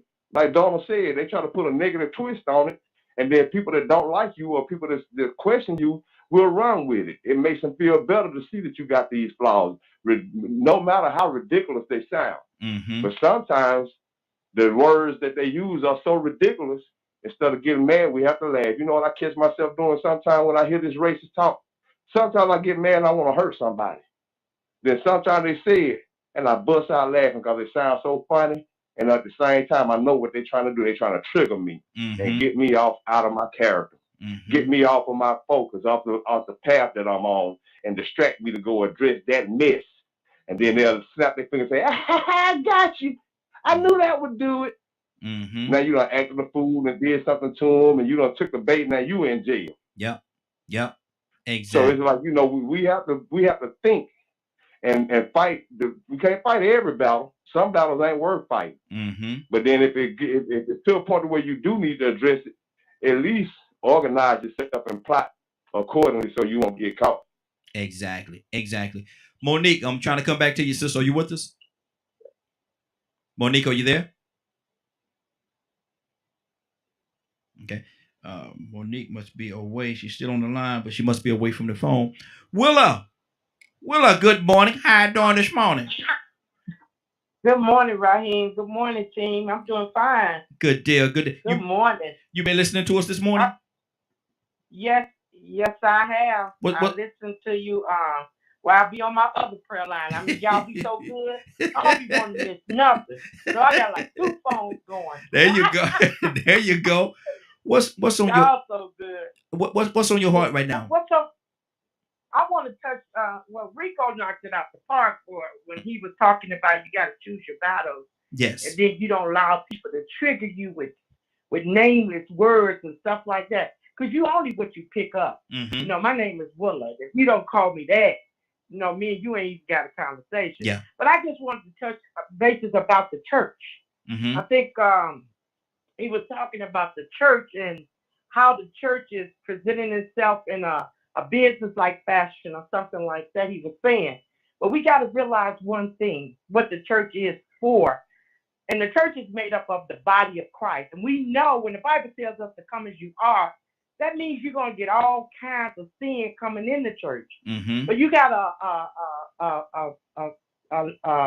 leaders of the church that were called, some, not all, were called by God in order to manage that, keep that order. Mm-hmm. Because you're going to have all of that. That's what church is for. Yes. But at least they're coming. I keep Mm-hmm. saying at least they're coming. Mm-hmm. But if you got the word of God going forth and people are actually studying the word like they're supposed to, it's supposed to be life-changing. It's supposed to be transforming. Mm-hmm. And that's what we're missing. We're missing that transforming message from some of our leaders because a lot of big churches, because it's really, see, you a man.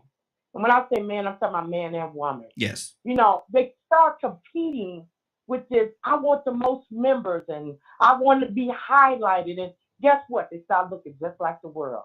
So we have to be very careful, even as Christians, because the Bible said that no man is exempt. Because why? We all have that sinful behavior. Absolutely. So we just have to watch ourselves, even the leaders of the church. Now you got a lot of sinners that are outright coming in looking like just what they are, but you don't put them in leadership. You don't put them in leadership. There's no way that I'm putting Sister Brown with her miniskirt in, coming in teaching the young kids. You understand what I'm saying? Because they have not yet understood that it's not the outside that God's looking at, it's the end. So that's why I said what I said. And that's what I wanted to address this morning, Raheem. Good morning. Good deal. Now, Jay, she just sent you an alley-oop, brother. What you going to do with it? Oh, yes, she sent me an alley-oop. My guy almost started shouting 2 seconds ago. And she made some excellent points. Again, because we've been conditioned, I'll say it that way. We've been conditioned to think a certain way, to act a certain way. As I said before, a couple weeks ago, even if you have registration, insurance, and your car is legit, if someone's driving behind you with those little sirens, a police officer, you're going to tense up a little bit. Why? Because we know we've seen what goes on with the interactions with police officer and I'll say a minority or the majority, whatever. At the same time, we've been conditioned this way. And the church, instead of giving us a lot of people in the church, and I'm a minister, I'm Joyful J, but a lot of churches pacify us. They pacify us. It will get better. You're going to make it to heaven where there's no more pain. But what about the here and now? You know, the scripture teaches us that, this kingdom suffereth violent, but the violent take it by force. Again, we're not supposed to just take anything. And so that's why, Raheem, I agree with what you said earlier. We're supposed to keep fighting no matter what. I mean, until things are right, we're supposed to fight against injustice no matter who it's coming from. We're supposed to continue to keep fighting. Why? Because if you don't continue to keep fighting, you're going to just lay over and they're going to continue to do whatever they want. And they're going to continue. People are going to continue to treat you any kind of way if you don't stand up for yourself and fight back. It doesn't mean and choose your fights again, because is it worth me going to jail, disrespecting the law enforcement, even if he is disrespecting me? Or should I hold my peace at the moment and then get civil servants or things like that to fight the proper way? So we have to choose our fights, but we have to fight the right way. Good deal. we're in a certain place right now, and I want to stay where we are right now. Charles, you got to feed everybody, man. You can't be on here eating and not feed Hey everybody, man. man, it's time to eat, man. You up there starting trouble and stuff. I'm gonna go to Cassandra. I'm gonna go in this order right here. I'm gonna go to Cassandra. I got it written. I'm gonna go to Cassandra, Badger, and then I'm going to Curtis, and we're gonna go in that order. Cassandra, what's on your heart? Yeah, I'm hearing, everyone and what they're saying, and it's a lot of great stuff, and I'm just hoping that as a community that we will try to better understand why.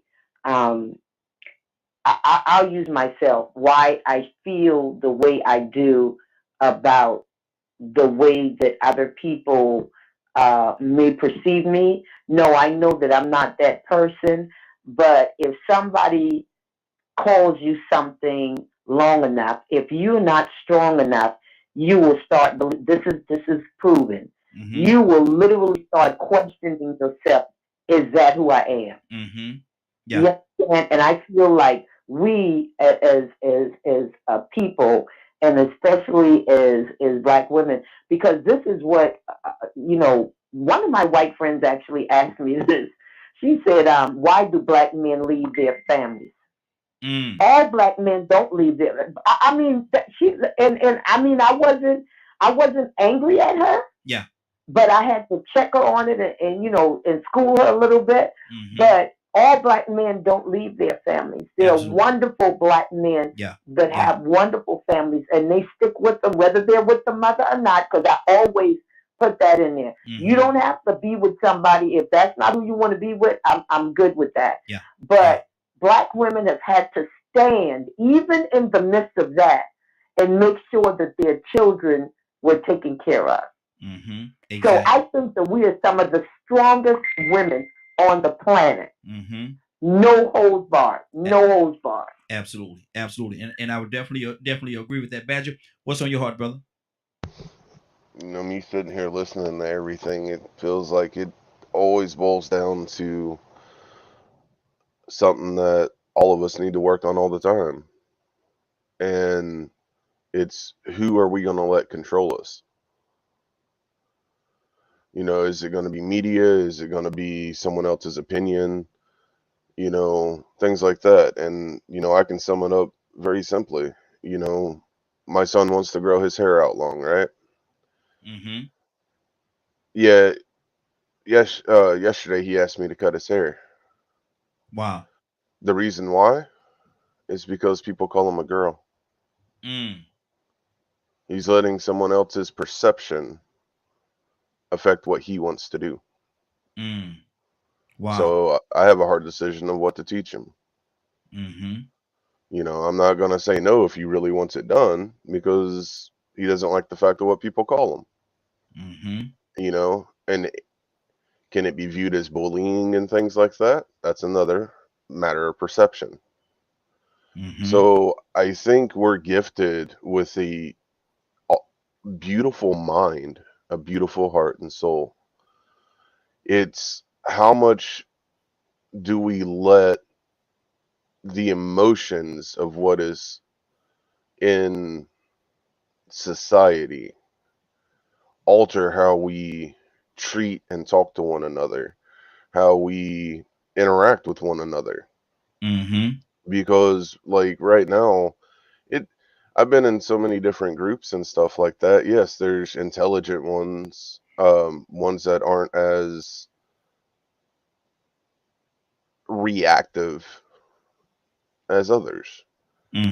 But yet there are a lot of the reactives. It's almost like a 50-50 kind of thing. So it's, and sometimes, especially if it's, folks that look like me, I ask them, where'd you learn that from? When they have certain ideologies, especially when it comes to racism and things like that. And the crazy part is, most of the time, it either comes from confusion because they think that other races are better. And in some ways, depending on genetic and science and everything else, that's the way it's presented. So, and it bothers some of them down to the core because they're like, wait, genetically, another race is better than me? What do you mean? I thought we're all created equal. So, yeah. So it's okay. So if racism does ever go away, now we have another psychological issues that we're going to have to deal with. What tactics are going to be used next to keep people separated? Exactly. Wow, that's good. We're gonna go to Curtis, and we got a few people that just called in on the phone lines. Y'all hold on for 1 second. I'm definitely coming to you next. Curtis, what's on your heart? I'm just gonna chime in here because there's been so much put out, man, so much good information, and folks just been knocking things out the park, Brother Asher. First, let me say to my dear sister Cassandra, if you are not celebrated anywhere, you are celebrated in me every day and every night. When I take the stage because of Black women like you who have made it a point for the Black voice and the Black spirit to be felt and heard. So I appreciate you, Cassandra, in more ways than one, along with the sister who ran for public office. I appreciate you guys. But I did want to chime in here. One, I think we need to do some further study and maybe have a show one day on the fact that Obama is the first president to acknowledge publicly that he was Black. He's president to acknowledge publicly that he was Black.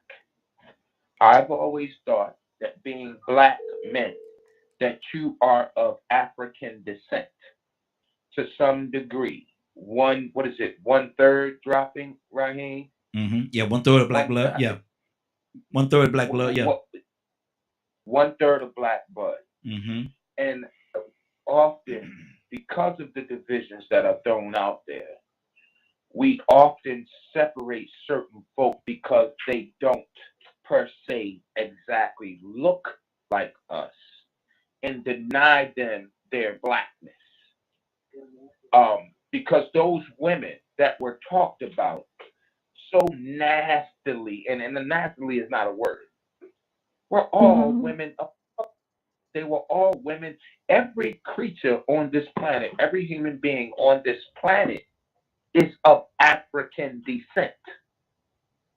That has been scientifically proven, and we can't refute that.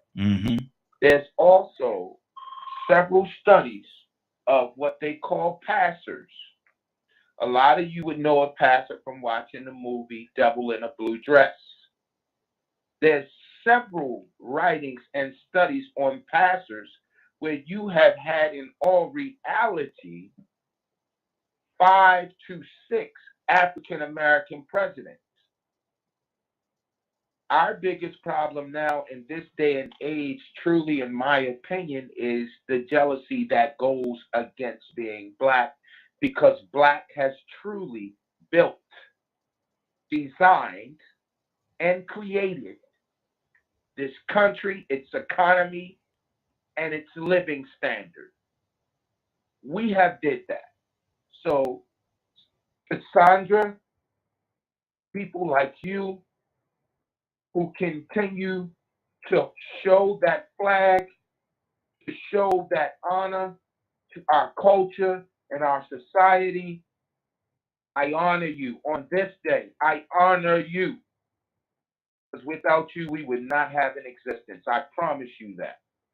That's all I wanted to say. I'm going to transform back to my original self. Good deal. Toya with a T, good morning. How you doing this morning? Good morning. How y'all doing? Hey, doing good. We're talking about the where we transition now to the plight of the woman and how women has been mistreated, disrespected, and different things of that sort. Toya, what do you say to that? What the things we do with our dominion. That's what I say about that. Mm. You know, like, I don't know. I think, like, the plight of people come in stages, right? Because men had their plight, black people had their plight, well, different ethnicities had their plight, kids, right? Women, right? Like, everybody got their own little plight that another human feels they have dominion over. And that's where the problem comes in at. But ultimately, at the end of the day, that's what comes with the job, right? When God created man and woman, he created us to have dominion over this world.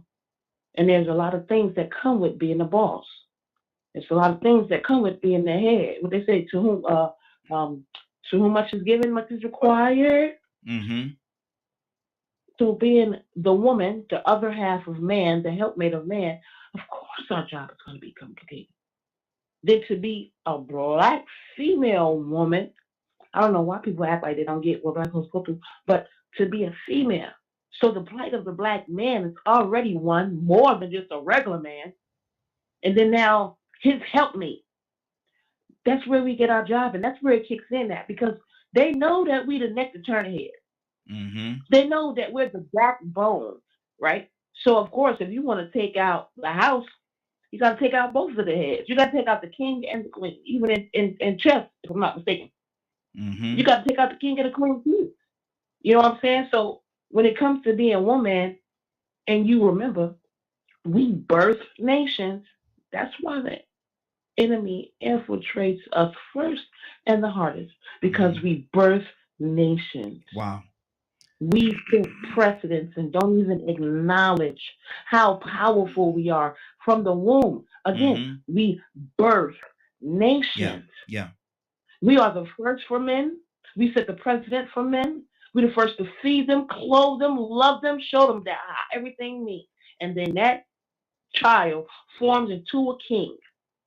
So if you infiltrate me, you have infiltrated my kingdom. So there's a reason why the enemy comes for us, because we are the carriers.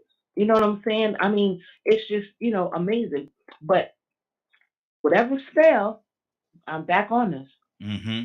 Whatever spell that we're under, we're still out of order, because there's so much power in women, and it's like the men can't keep up. Exactly. In this day and age. And you know what I mean? So No, go ahead. No, go ahead.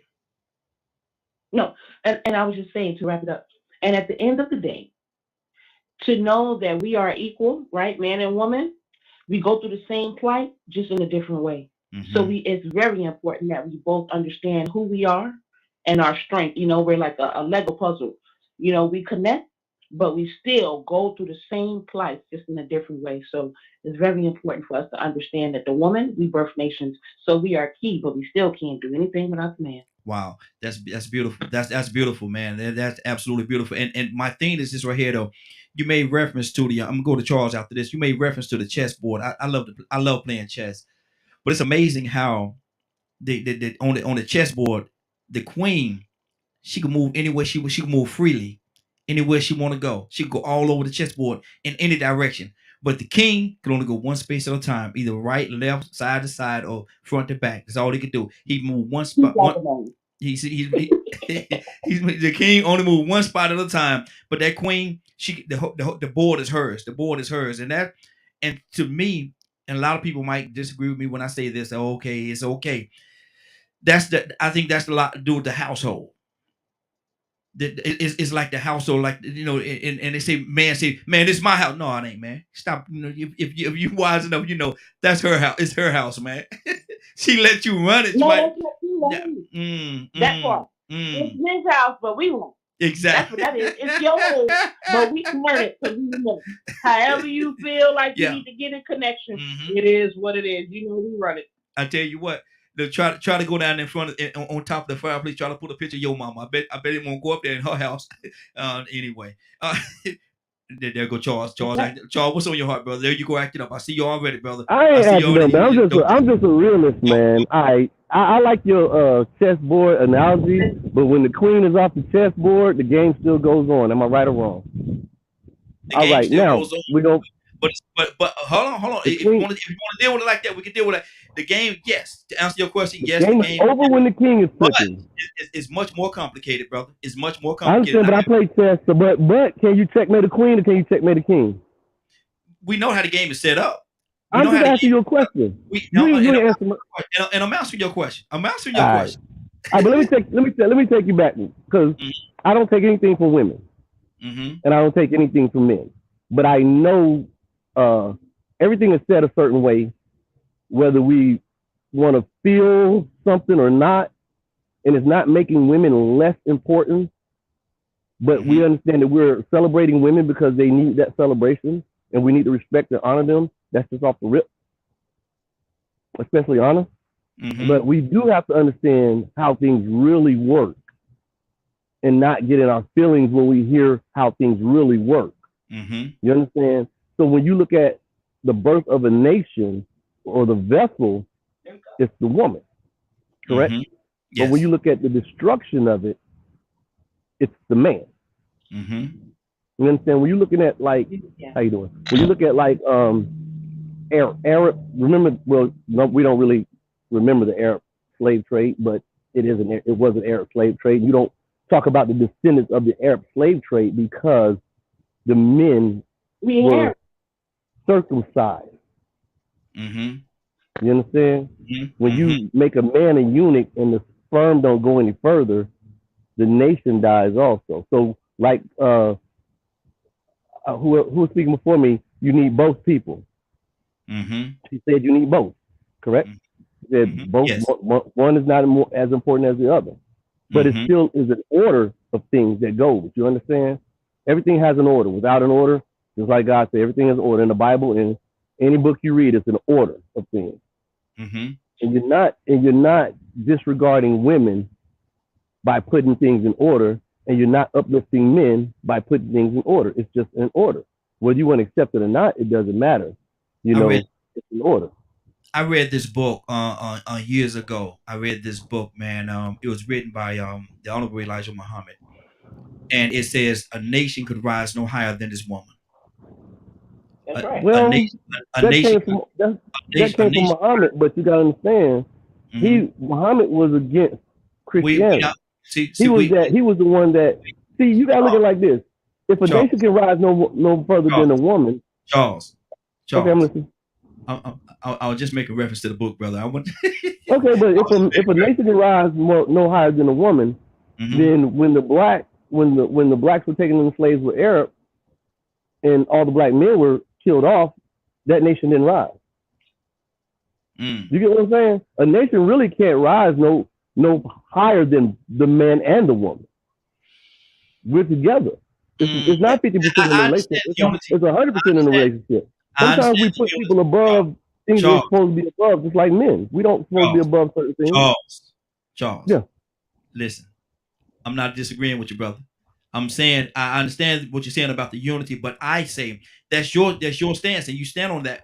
I say the nation could, for me, I say the nation could rise no higher than this woman. I say that's your opinion, right? That's my thought. Right. It's not my opinion. That's my thought. Not my opinion, though. Okay, let's move on. I mean, now what I'm saying is not an opinion. Charles, gotta go on, man. All right. God almighty. Where my mute button at? There we go. We do it like that. Okay. Willa, what's on your heart, sis? Somebody was saying something? Hey Raheem. Hey Raheem. I'm coming to all the women, Charles. See what you done did, man. Now I gotta go to all the women right now. I want to hear their heart on this right here. Hold on, stay right there. Stay right there, Charles. Willa, go ahead, sis. Hey Raheem. Hey. So talking about the women, I did a sermon one time on our first assignment. Our first assignment is to be a helpmeet for a man. Mm-hmm. But the problem is men don't want our help. Most men, not every man. Because I know a lot of men that want strong women. But then there are a lot of men who can't stand the fact of being in a relationship with a strong woman. Mm-hmm. So, I mean, this is vice versa.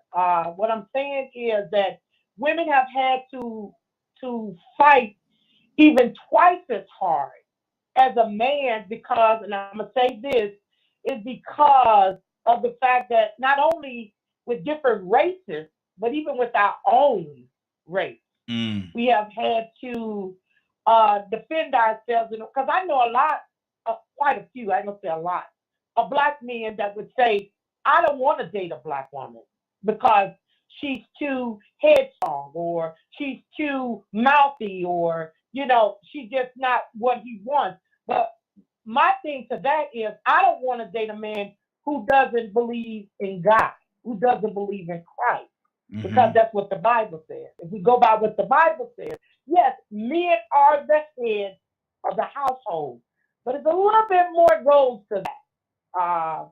With saying that, we don't have time for me to get into it because we'll be into that for a while. But I just wanted to say, even in the workplace, even within the workplace, I'm telling you from experience, the women are not accepted even in their job skills. They'll look at a man first before they would a woman in most jobs, not all of them. Wow. And that's my comment. Good deal. Cassandra?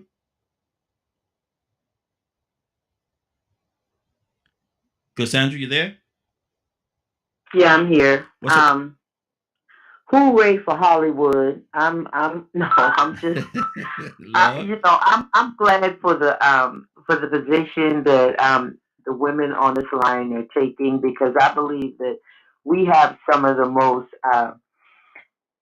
intelligent, strong women on this panel that I've met in a long time, and the men are extraordinary. So I believe that here on this panel, whether we agree or we disagree, I believe that we have people that are what's the word? They're okay. I'll say it like this: they're some of the best at whatever they stand for. They know their stuff. They come in knowing what they're talking about. If we make a mistake, if somebody corrects them, you take that. And I believe that is what men and women, real men and women, do. If I'm wrong about something, if you catch me on it and you say, hey, you can prove to me that this is what it is, I'll accept that. This is the weak person. The weak person is, even though the evidence is presented to them, they still don't want to believe it. Wow. Toya with a T, and then I'm going to the fellas. Fellas, I'm coming to you next. Toya with a T, what's on your heart? Can I say something after Toya? No, you just have to tell me my love next moment. Okay. Who was that? Monique. Yeah, Monique. Okay, yeah, I mean coming to you, absolutely. What's on your heart, Monique? I just wanted to say that I'm kind of, conflicted a little bit. I know that, women, black women have, experienced, a lot. And I think Toya made mention that, and I might be quoting her wrong, that, black men, not keeping up, or they haven't kept up. I from what I've seen, I believe that the society has opened the door for black women, for them to be able to do the things that they're doing, because at one time, they wasn't, we were maids and, keep quiet. So I believe they opened the door. But I'm also seeing that they actually tightening or closing the door on black men. It seems like, just, for example, on my job, black women, ruling the whole organization. But when I notice about the black men and having conversations with them, they going through a struggle with, being respected. So, I think that you got two people who are fighting a fight, and we so busy, in ourselves that we're not able to see the other person fight. Mm-hmm. You know, there's nothing wrong with, you know, women giving accolades, you know, because that's what we do. You know, even in our wrongness, we give, you know, sometimes, you know, accolades. So, but I just noticed that with the black men, I don't see a lot of that. I don't see where, I mean, we give it, but not to the magnitude that we give, you know, women. Like, you know, we got a Women's Day, you know, Women's Month. You know, I don't see where they have a men's month, you know. So I don't know. I'm just conflicted about the whole concept of this.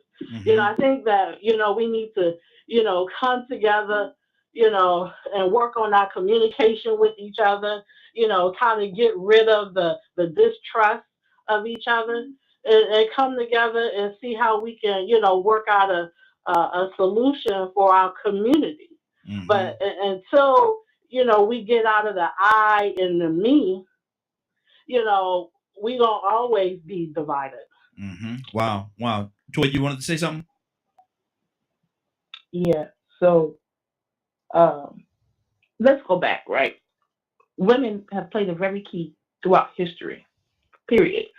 Whether it was influence a man to destroy everything because he was just so special and just couldn't see past what he wanted through a woman, or whether the woman was there to bear our savior. Mm-hmm. So just because we're the helpmeet don't mean we're not as important. I just said equal. Mm-hmm. And don't no man get to take that away. I don't care what you say. Now this is my next problem, right? I think the issue with us as humans is that we sit back waiting for somebody to give us something, and black people have already saw what we gonna get. It ain't no sitting back letting nobody do nothing. We gotta get up and get it. We don't sit back. Oh, they're closing the door. We know that, right? Because white people have been doing it. Let me tell you about this black woman. I'm busting it down if they close it. So first, we have to regain who we are, men and women. And for me, this black woman, and I'm not trying to be funny, I'm just being real. The reason why I'm a great influence on men, because your life is pivotal on what I do to you. You learn to love from me. You learn to care from me. And I'm just talking about the woman. Mm-hmm. And even if I don't have no kids, I'm just talking about the woman. Yes. You learn to love from me. You're nurtured by me. You get balance from me. And that's why we are pivotal. If it was okay for you to be here by yourself, God wouldn't have made us. So no man can take nothing away. It don't make no difference what you think, and I don't care if you could show me a reference. We are very important and conducive because together we make one. So stop making it seem like we are already separate, because we're not. Because in order for us to be whole and one, it has to be with us a man. But neither here nor there. God switched and flopped all that up. So now you have the power, man or woman. You are just as strong, and you can do anything that you want to do. And there's no boundaries. There's no because you're a man, because you're a woman, because you're black, because you're this, because you're that, because if God said so, it's going to get done. So we got to get back to God. Mm-hmm. That's where we're not at. It's hard to walk around and keep doing what you're doing when you are reminded daily that you're an image of the Most High. And we stop doing that. Last thing, I just said to myself yesterday, right? I got a lot of nephews, and we all know our family members. But let me tell you something: we're delusional. We're delusional.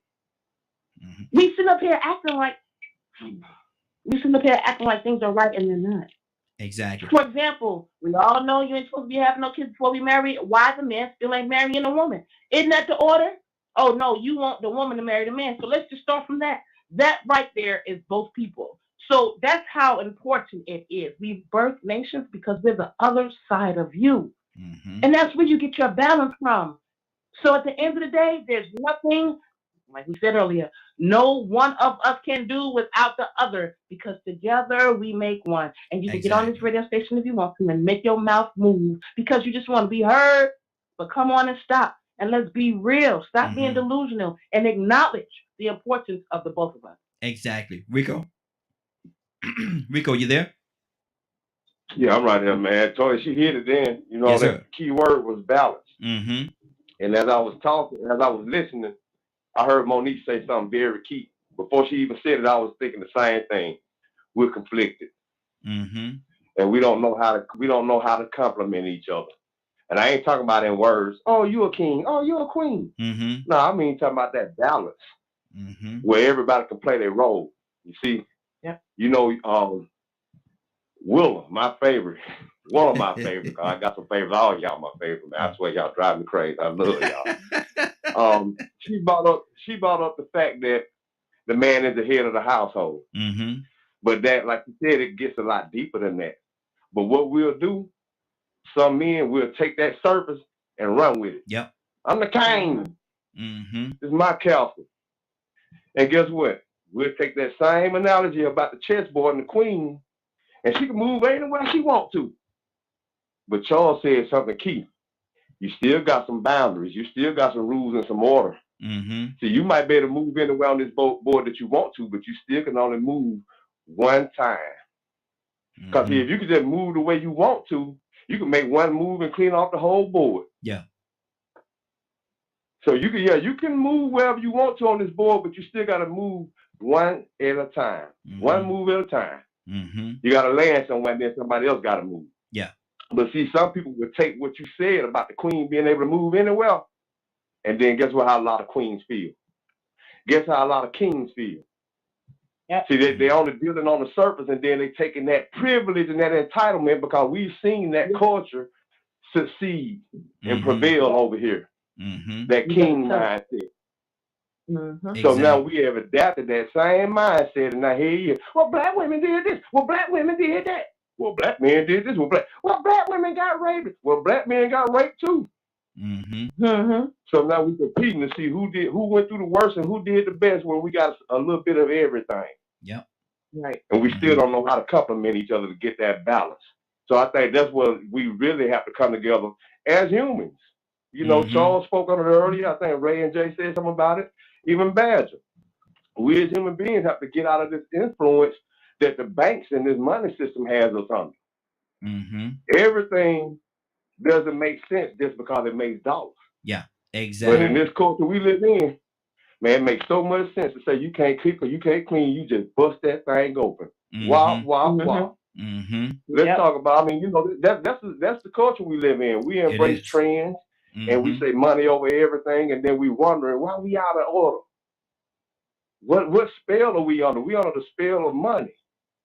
And anything that can make some money, it makes sense to us. So we running with it, and out of in the whole process, we getting out of balance. Exactly. That's good. That's good. Leonard, what's on your heart, brother? Oh, good morning. I'm back, just listening in to what's going on. I think the conversation may have something to do with men and women that you all talking about. Was there a particular question at all? Well, we're talking about what we're talking about is a lot of times our women has been disrespected, abused, and assaulted in so many different ways. And we're talking about what basically in a nutshell, what can we do? How can we make it better? Basically. Make it better how? The plight of the woman, yes. The plight of the woman. Well, I mean, if it depends on the woman actually. Because I don't know how you're going to make it better for her. How are you going to do that? I mean, in what capacity do you mean to do that? Because a woman is a human being; she's independent. So what? How are you going to help her? What issue does she have first? I saw because all women don't have the same issue. No, and there's no cookie cutter answer to this. But what I'm saying is this: I think. Just from me, from my standpoint, anybody else could chime in as well. I'm coming to you, Jay. But I think what has to happen is if we see any injustice done to any one of our women, that we as men should stand up, and not that we have to necessarily, not that they're helpless. We're not saying that they're helpless and they can't defend themselves, because a lot of sisters are very qualified to defend themselves, and so they don't need no knight in shining armor come back. I'm gonna save the day now. They don't need that. But at the same time, as men, we should step into the gap. But hold on, man. You're not gonna talk to my sister like that. And sister being black, white, orange, or polka dot or whatever. Yes. That's right. Right. Okay. So then when the way that works is then the guy says what? Okay, I won't do that no more. Is that how that works? Well, if it stops, then it ended. If it stops, but if it does, if it happens, Okay, if it happens again, we got another issue. If it I happens wanna again, make we got sure that another we're issue. talking about the same thing. Mm-hmm. Because when you mention injustice or Mhm. something of that nature, I'm thinking, what injustice would you notice? Is it like the injustice that we deal with as activists with New Order, for instance? And see, perhaps, but my thing is, I'm not when you ask me a question like that, I'm not trying to put my hand on my finger on just one particular situation. See, it's almost Because, like you saying you want me to put my hand on one particular situation, and that's not what I'm doing. I'm talking about across the board. but see, I think that is the major problem Mm-hmm. because you have to be practical about it. What is it that you want to see happen in the end? And you develop practices going towards that way. End result, have them treated justly and fairly, and not disrespected. End result, Just like everybody else. basically. But does it happen for everybody Okay. else? Does Right, it happen? just like everybody else, they should be treated like that. That's how everyone should be treated, right? So it's not But really Leonard, specific to women. but my thing is this right here. Does it really? Now, can you honestly say to me that women are being treated the exact same way with the same honor and dignity and respect that we give each other as men? That's your perception, because some of us don't give each other that same dignity and honor and respect. You twisted my question, brother. Instead of I'm No, I'm not straight. trying to twist it at all. Mhm. I'm just, this is the fact of the matter. Mm-hmm. The fact of the matter Right. is, I'm like, if you're trying to address an ill, what is that illness? Mhm. What is that problem that women have? It A changes woman every can day. tell me what it is that she wants. Mhm. A man can't dictate that. Mm-hmm. But my thing is this: I think it changes every day. Every day there's a different So, issue. or you could change your. Are you talking about changing your sexual practices? Are you going to do that? Because maybe So Leonard, That's way over there, Leonard. Woo, Leonard. Before marrying her, that may help her. Wow, Leonard, come on, brother. Go ahead. Go. Somebody wanted to say he's something. talking about like, you know, like the difference in women and men, and we are treated differently, right? And then even with races, Right. different races are treated differently. So we're pinpointing on how, you know, the plight on what we go through as being a woman. You know, we get treated differently than men. You know, we're paid less than men. You know what I'm saying? So he's asking, like, with us, with that being the reality, that we are treated differently because we are women. What can we do to better that? And but you on key with you on key with what you just said. Stop trying to have sex with them before you marry them. That is a pivotal and key. Exactly. Let me give you an example. Let me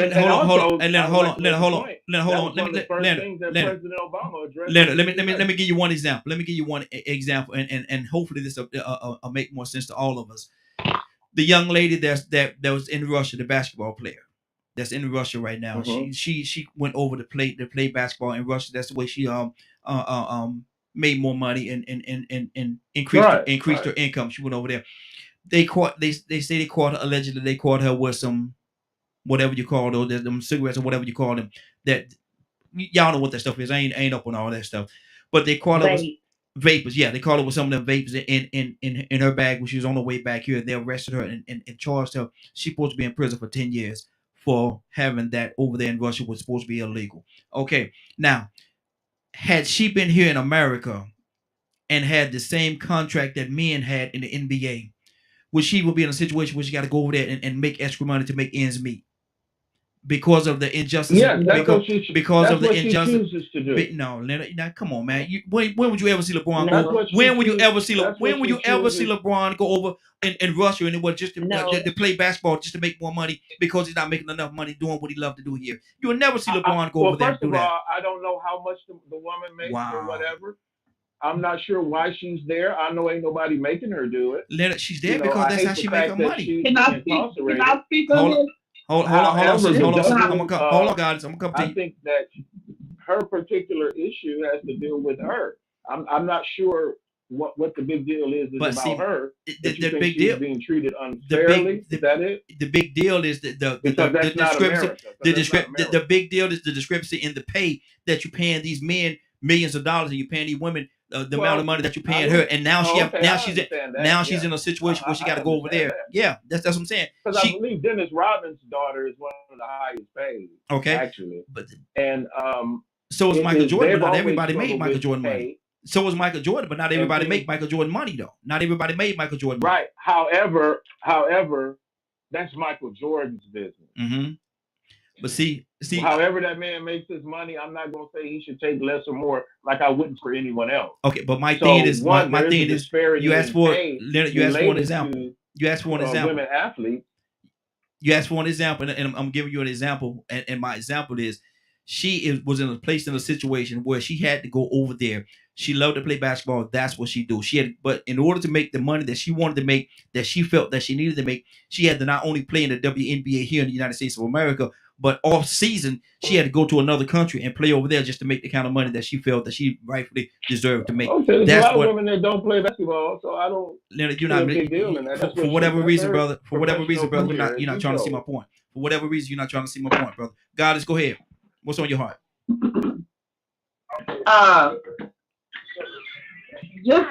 Just real quick, so go ahead. I think that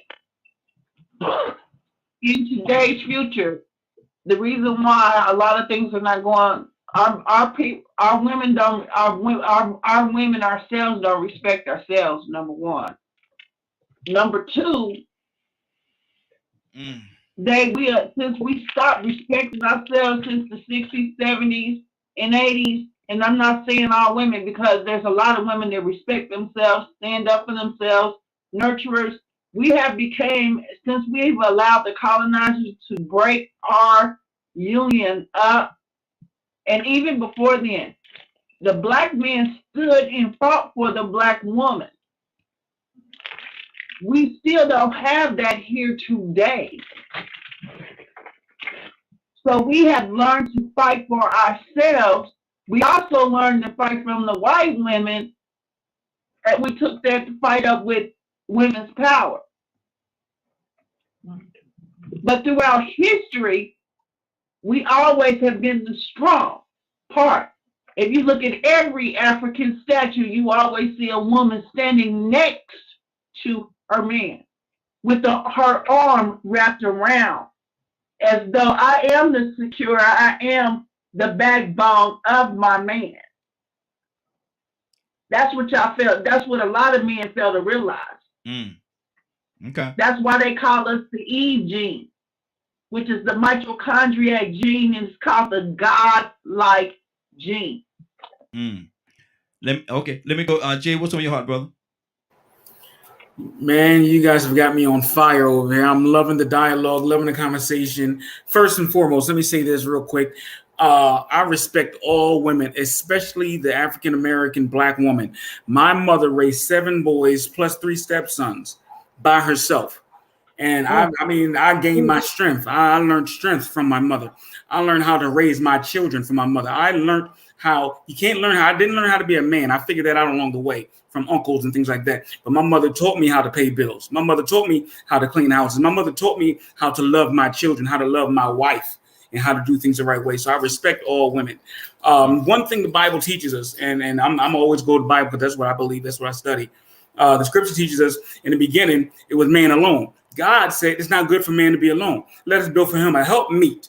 So help meet needs, help meet everything. So both man and woman are helpers of each other. We make the whole. That's why he said the twine shall become one. Once you join with a partner, you guys, just like a corporation, you merge with a corporation. Now you guys are working together to have a successful marriage, to have a successful life, raise successful children.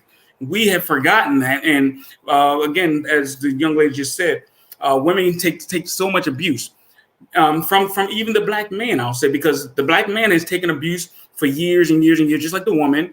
We've taken it from our job. We've taken it from out in the street, and then we come home.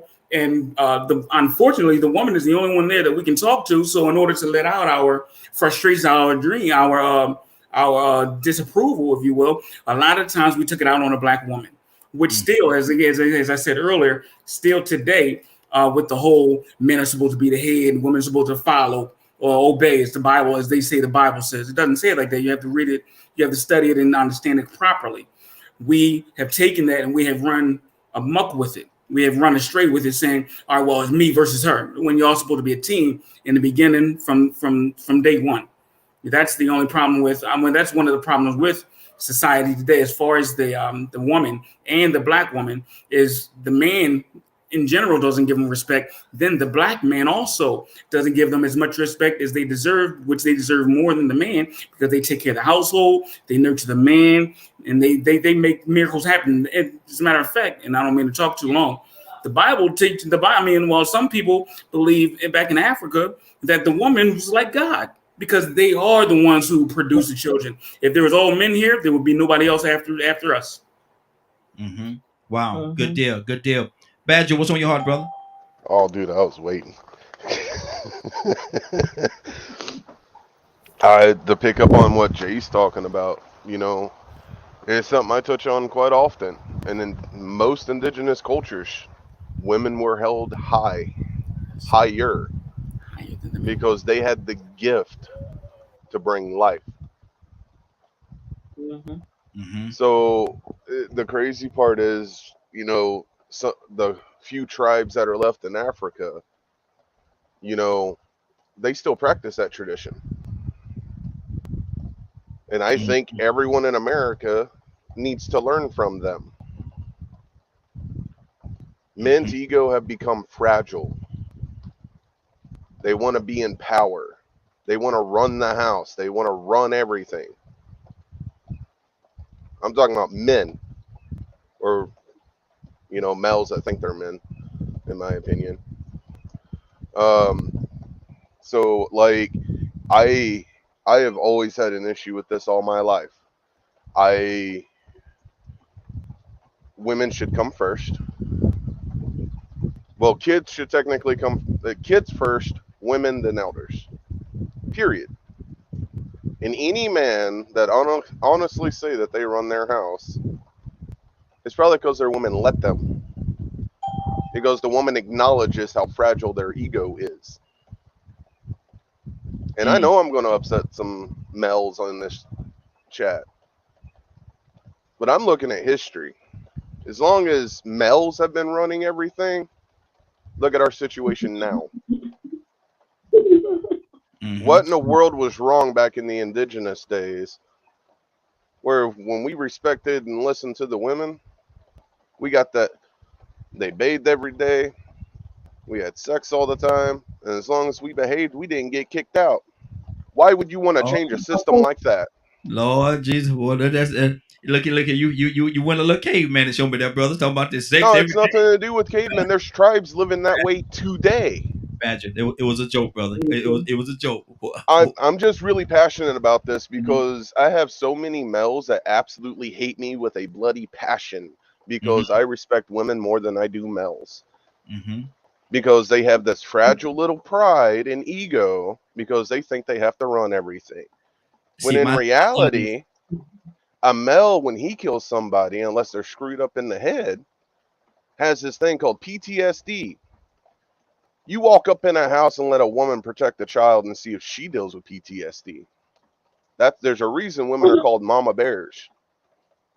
I am huge advocate for women because men need their brains worked on and to get out of this illusion and misconception of what the white people did to the Bible.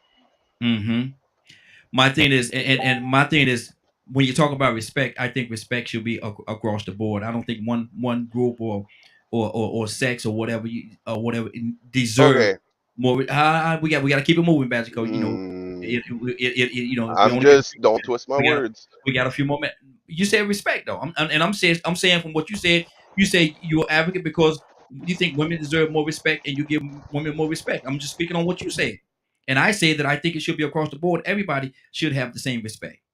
I'm not twisting your words, bro. Barely, yeah. I'm just speaking on what you said. This is let me get this thing. Okay, there we go. This is the Morning Glow. This is the Morning Glow. We're here every day, Monday through Friday, from 7 o'clock in the morning until 10 o'clock a.m. Eastern Standard Time. What we're talking about right now, we're talking about the plight of the woman. We're talking about the plight of the woman. Bishop, I ain't got my horn with me right now, Bishop, but good morning. How you doing this morning? Man, good morning. No, you don't need the horn. Thank you so much. What's on your heart, brother? We talk about the plight of the woman. What's on your heart? I know you've been listening for a minute. Oh man, everything is gravy, bro. Talk to me. Everything is absolutely gravy, and we thank God for all things, man. But the plight of the woman is the plight of the woman. And I think what people fail to know and understand is that what it's supposed to be is what's taking place. Now, can we alter some things? We sure can. I would agree with Badger, that women need to be respected. And but then I would also disagree with some that would try to refute or try to defend the Bible in a manner that is not properly defended. So, when God created the man, he created the man first, he created the man as his. He created the woman as a helpmeet. Her responsibility is to get out the house. That's it. She can't have children if the man don't impregnate her. So, without those two elements in place, then where is the structure that God has already set in place? We the woman's got to guide the house, because the man got to go out and work. Man can't guide the house and then go out and work, and do all those things, and then turn around and say, well, the women have been underrated. Well, if she got a good man, there's no underrated. He's going to respect her with every ounce of respect, every level of respect that he can give her. He ain't supposed to be beating on her. He's supposed to love her with everything. She provides, she bears the children for him. She keeps the house clean. She cooks his food. She's supposed to be faithful at home and not dealing with Jody while he's gone. So she deserves every level of respect that she's supposed to give. But in our society today, we're now trying to make the woman equal to the man. And that's not what God did. That's not what he said. We respect them. We elevate them. They can work in churches and ministers and all those positions. They can work in corporate America. They have brains just like men have brains. They're not to be barefooted and pregnant. Okay. But we will never take them above what God has already established. There is that level of equality. The problem is, you were talking about pay earlier. See, every man or every business corporation don't look at a woman as a person that can lead, but they do dynamic jobs. Absolutely. They do Absolutely. wonderful jobs. So should they receive the right amount of pay? Absolutely. They should be paid. They should get the same amount of pay that a man gets if they're doing the same job. Absolutely. Now, that's where I am on that. Good deal. But I would never make her equal to me. Wow. Rico? Because she'll never be equal to me. Exactly. Rico? Man, I was hitting on that earlier. It goes back to that complimenting each other. We can't put one above the other, but we can't put one below the other either. Yeah. But I think the problem is people, they want to be special. I am entitled. I am so much better than you, even in the smallest way. I'm dominant. So, I think that mindset comes into play, and I want to address the WNBA thing, because, there might be a little misunderstanding with that. Now, don't get me wrong. I think if that would have been a male athlete or a Turkish athlete, it wouldn't have mattered. Just happening in Russia, they would have took advantage of the opportunity to do that to her. Now, the reason why she was over there is not because of the WNBA just not paying these women fairly. It's because they don't pack out arenas like NBA players. You turn on a WNBA game, at first they wasn't even getting broadcasting like the NBA was, but now they get the same broadcast. Women's college basketball too. Now think about it. Women's college basketball gets a lot of attendance, a lot of viewers. WNBA, turn on one of those games and look and see how many people. There's more people in the Big Three game than the WNBA. So that is not the problem of the managers or the owners. That's the problem of the public not wanting to see a whole lot of lesbians out there shooting basketball. And I'm gonna just be honest, that's what it boils down to with some people. It don't boil down that with all of them. It boils down to that with some of them. Some of them just not as interested in seeing women play basketball because they can't see no slam dunks. It's a whole lot. It's a lot of masculine things that goes on in the NBA game that makes it exciting and fantastic. NBA is fantastic. You'll never. What's the odds of you seeing a woman glide from the free throw line? Okay. What's the odds of you seeing a woman dunk on Dikembe Mutombo and wave his finger at him? And you get what I'm saying? It's more excitement. So it's not actually a discrimination thing. That's just a public demand. And so the women suffer from the wages because the public isn't excited about seeing those women play basketball. Because I mean, it's not too much different than watching people play in your local gym that can't slam. They can't shoot three pointers from half court. So now it's getting more exciting. You know, there's a girl that's shooting just as good as Steph Curry. She's gonna take the game to another level. And the minute they get a couple of women that can jump up and do 360 dunks, then watch the game change. But to be honest with you, the NBA wasn't popping like that at first. No, it was not. It was not. So that wasn't that wasn't an American thing or a discrimination thing. That was just she wanted to make more money playing basketball, and she got caught up doing something illegal. But that's nobody's fault but hers. That has nothing to do with discrimination or a black woman not being respected or nothing. It just has to do with the fact that she's in an occupation that isn't as popular as the male occupation. Okay. And that ain't the owner's fault. Exactly. That's the citizens and the public and the fans' fault. And I can agree. I can agree with that. But my thing was, you know, I was talking about the whole piece of the whole pie, not just a slice of it. And it was a situation whereas, you know, she was in that, and all your points are very valid. All your points are very valid. But it was still, at the end of the day, she was still in a situation where she had to subsidize her income and go out there and do something different to make more money to live the way that she wanted to live. And so that was pretty much my point. But I love how you what you said and how you are added on to it, man. I definitely appreciate that. Let me go to Cassandra. Cassandra, what's on your heart? Cassandra? I'll pass. I'm here. I'll pass. Lord, eh? Look, don't get that one that often. Curtis, talk to me. Ain't never seen my sister speechless. Come on now. Curtis? Yeah, what's up? What's on your heart, brother? Talk to me. Come on. Man, there's not too much on my heart, man. Y'all got me thinking about, I can't remember her name. I want to say her name is Esther, but I don't want to lock that in because I don't rightly know. I'm hoping Bishop's still on the phone. But there's a story. Y'all got me thinking about the story in the Bible. I think it's Belial. And Belial is this general or something. And he speaks to the people consistently. He speaks to the people, and the people think he's this great mind, right?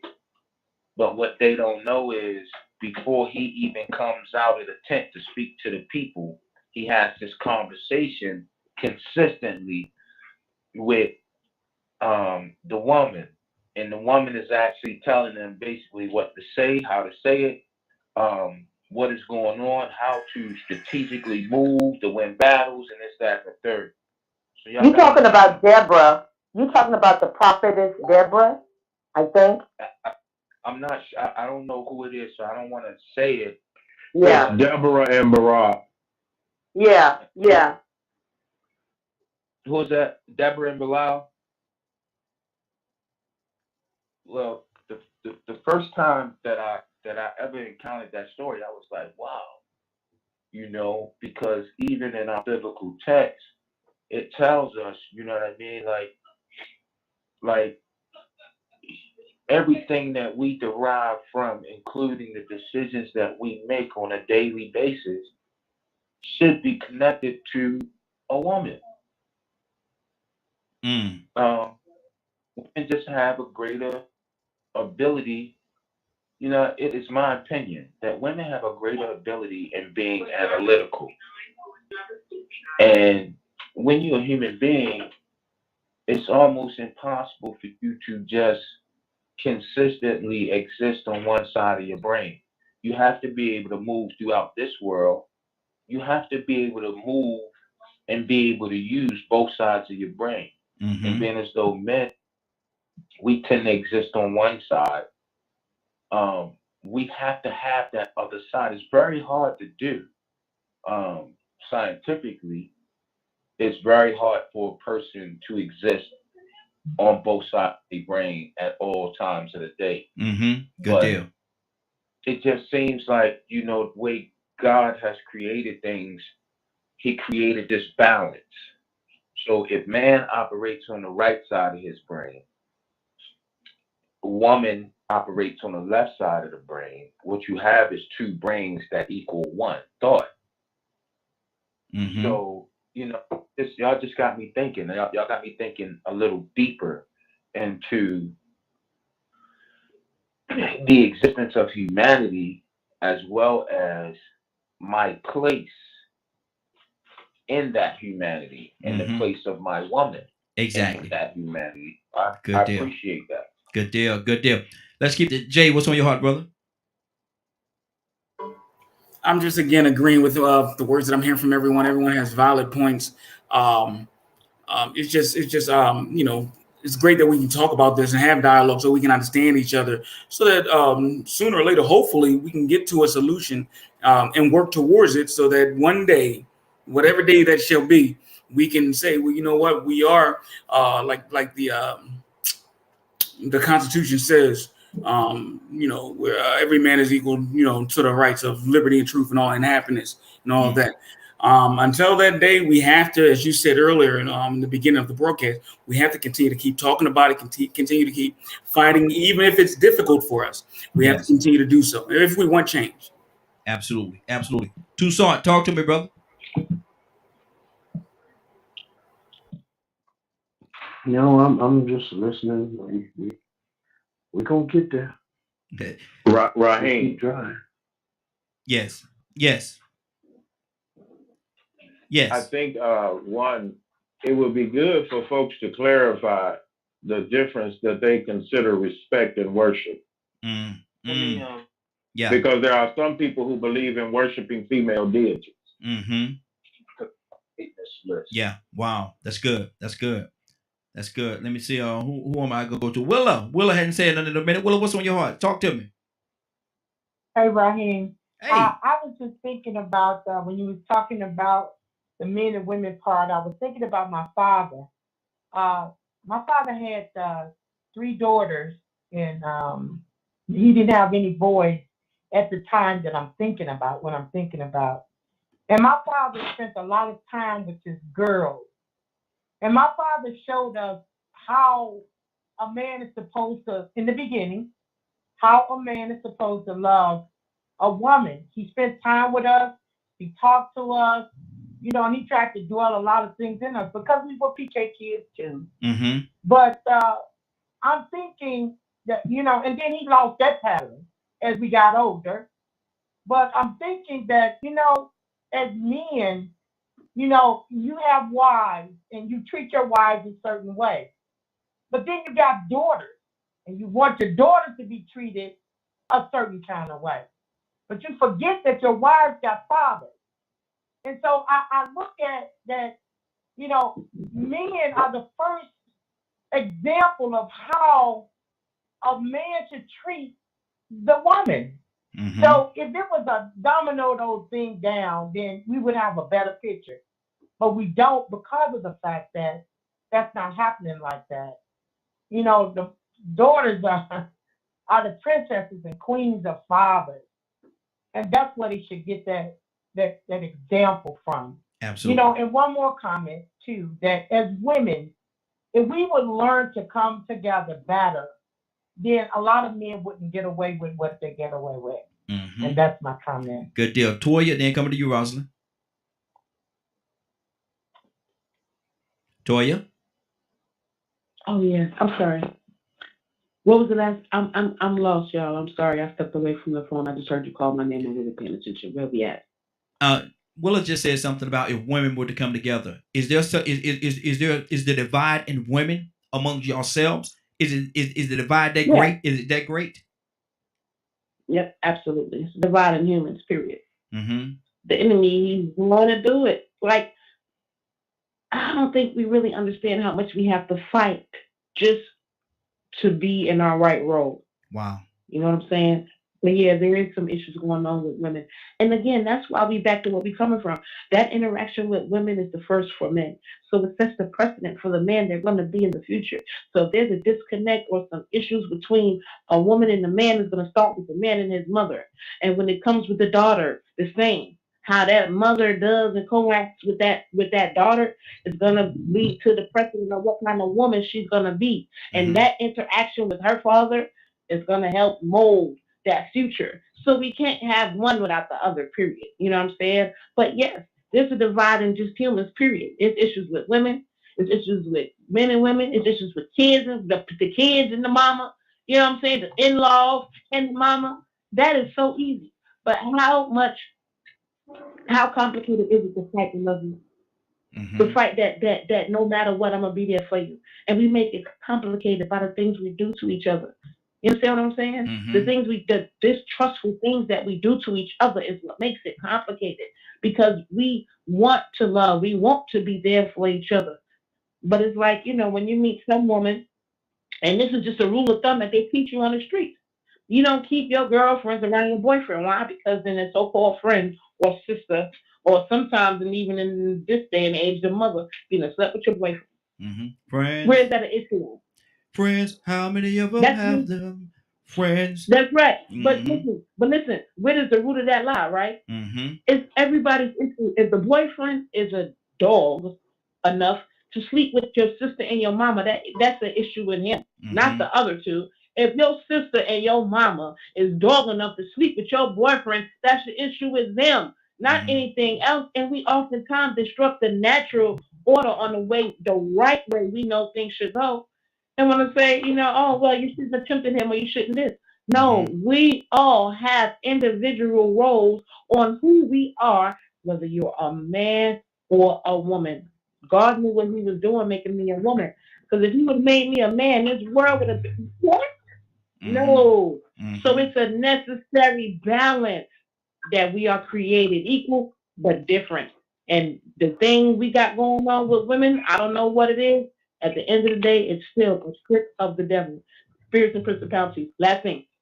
One of the things that the Lord had to deal with me as being a woman, because I'm a very strong woman that was bred by a strong man.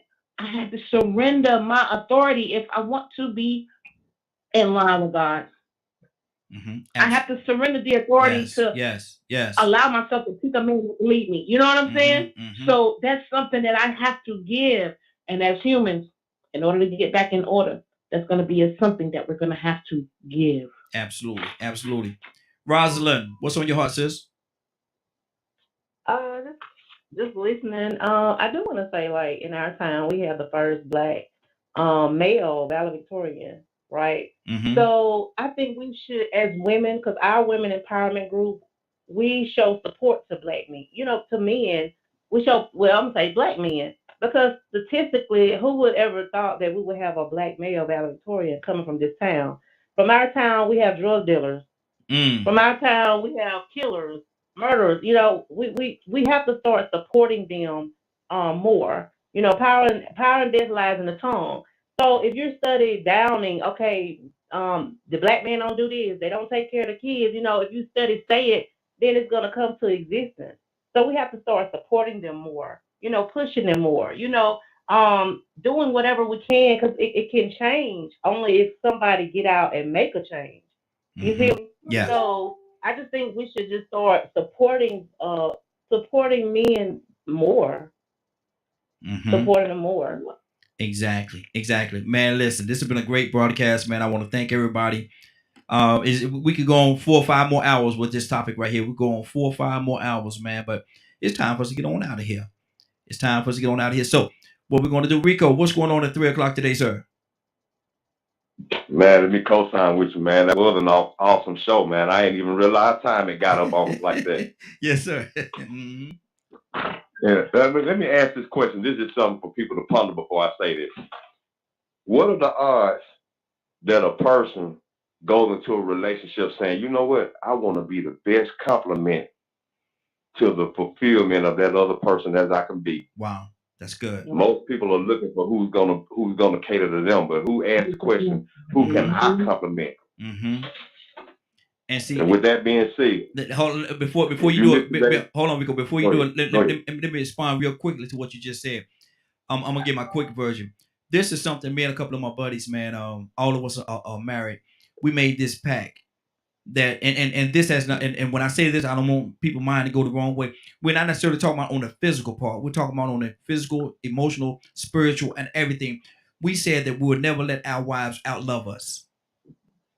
Right. We'll never let our wives Right. outlove us. And whatever they do, I think and we think it's a healthy competition that we have, because if we saying that we're not gonna let our wives outlove us, and they saying that they're not gonna let their husbands outlove them, then man, look how beautiful that could be, man.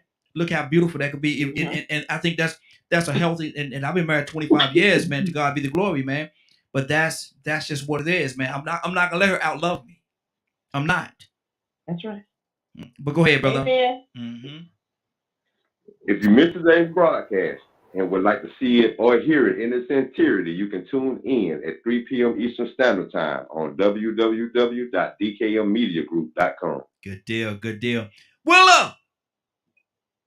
Amen. Good morning. Amen, Raheem. I am so ready. You ready? I'm ready to receive them. You ready? I'm ready. Let's go. Let's go. I'm ready. Let's go. Amen. Father God in heaven, Lord, we thank you. We thank you, Lord, for bringing us together this morning, oh Lord. Father, we're asking you to continually strengthen the women on this line, oh Lord. Father, touch the men, Lord. Soften their hearts and open up their minds to the truth and sound doctrine, oh Lord. Father, we thank you, Lord, for leading us, guiding us, directing us, and lining us up with your will. Constantly show us your ways, oh Lord, because we know our ways are not worth anything, Lord.